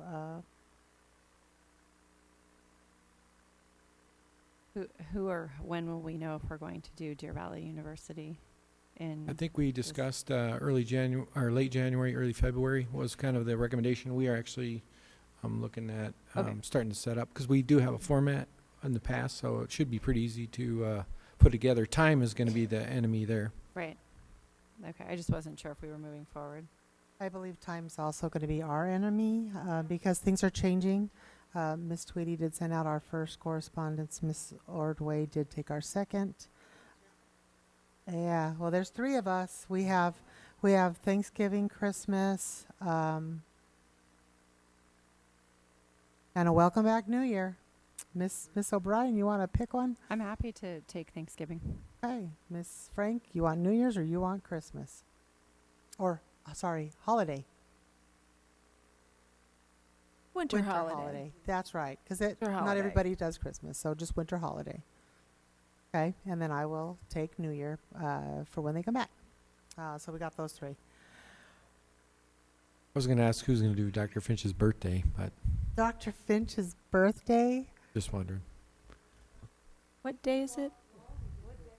Actually, it's going to be October 17th when I'm decorating the band or And he's- directing the band. So nice. And I believe we do. approved his travel. I don't think he's going to be here. Are you going to be here? I hope I'm going to be here. I didn't think of that. I better look. That was Yeah, the you better consent look. agenda. Okay. All right. All right. We've already taken care of public comments. The future dates are posted. Can I get a motion to? So moved. And I I second. have a question. Sorry. I'm so sorry. I have a Yes, Miss question, O'Brien. and- you're right. Not really. Is the discussion of when is the discussion of travel coming up? Next meeting. That was supposed to be our next meeting, but it is Next 10. meeting. It is 10 o'clock at night. Okay, Yep. thank you. We have a meeting following this meeting. Thank you. I thought I missed something. Because we had 4 meetings tonight. Yes, we did. Okay, we got a motion second. All those in favor? Aye. Aye. We are adjourned. I was second. She was second. She I was second. first. She moved. She And that's seconded. AORDWAY. Okay.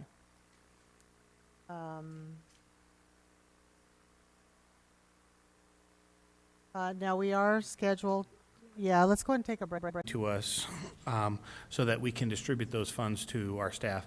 And just for the sake of the audience maybe here, we are still targeting for those monies to be paid in December. The first payroll in December is when we're targeting to pay those funds to those individuals.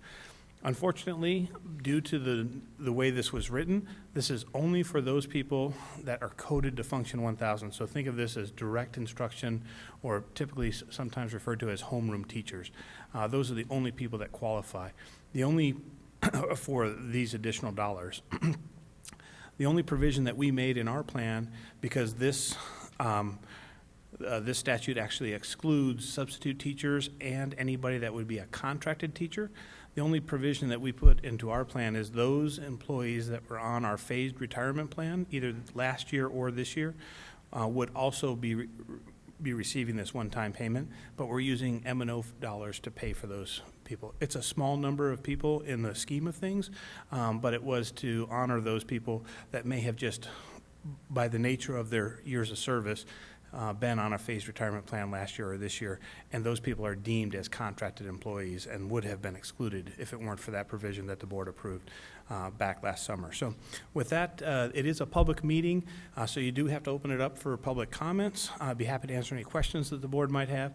It is on the regular agenda for action item during the preceding meeting to this public hearing. Board questions? Switch your name plates. Oh. You don't I look like kinda Dr. like that. Galligan to me, Mr. Oh, McGloria. No one else can see it but us. I don't want to be confused, okay? Oh. Okay. Any questions? We could have changed seats, too.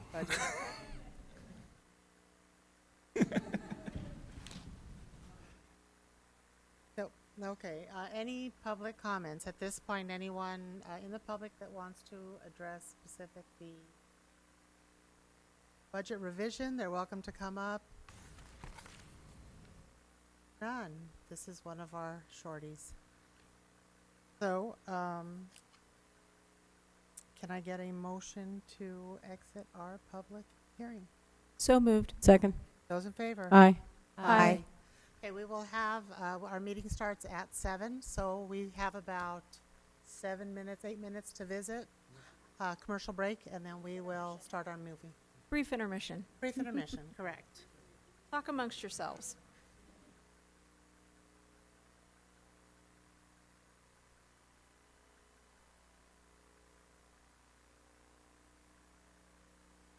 Sometimes these meetings go on forever.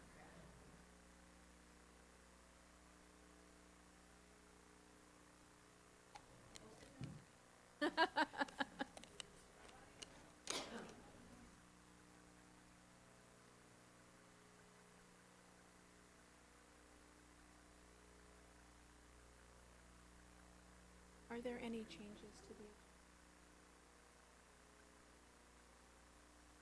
Okay.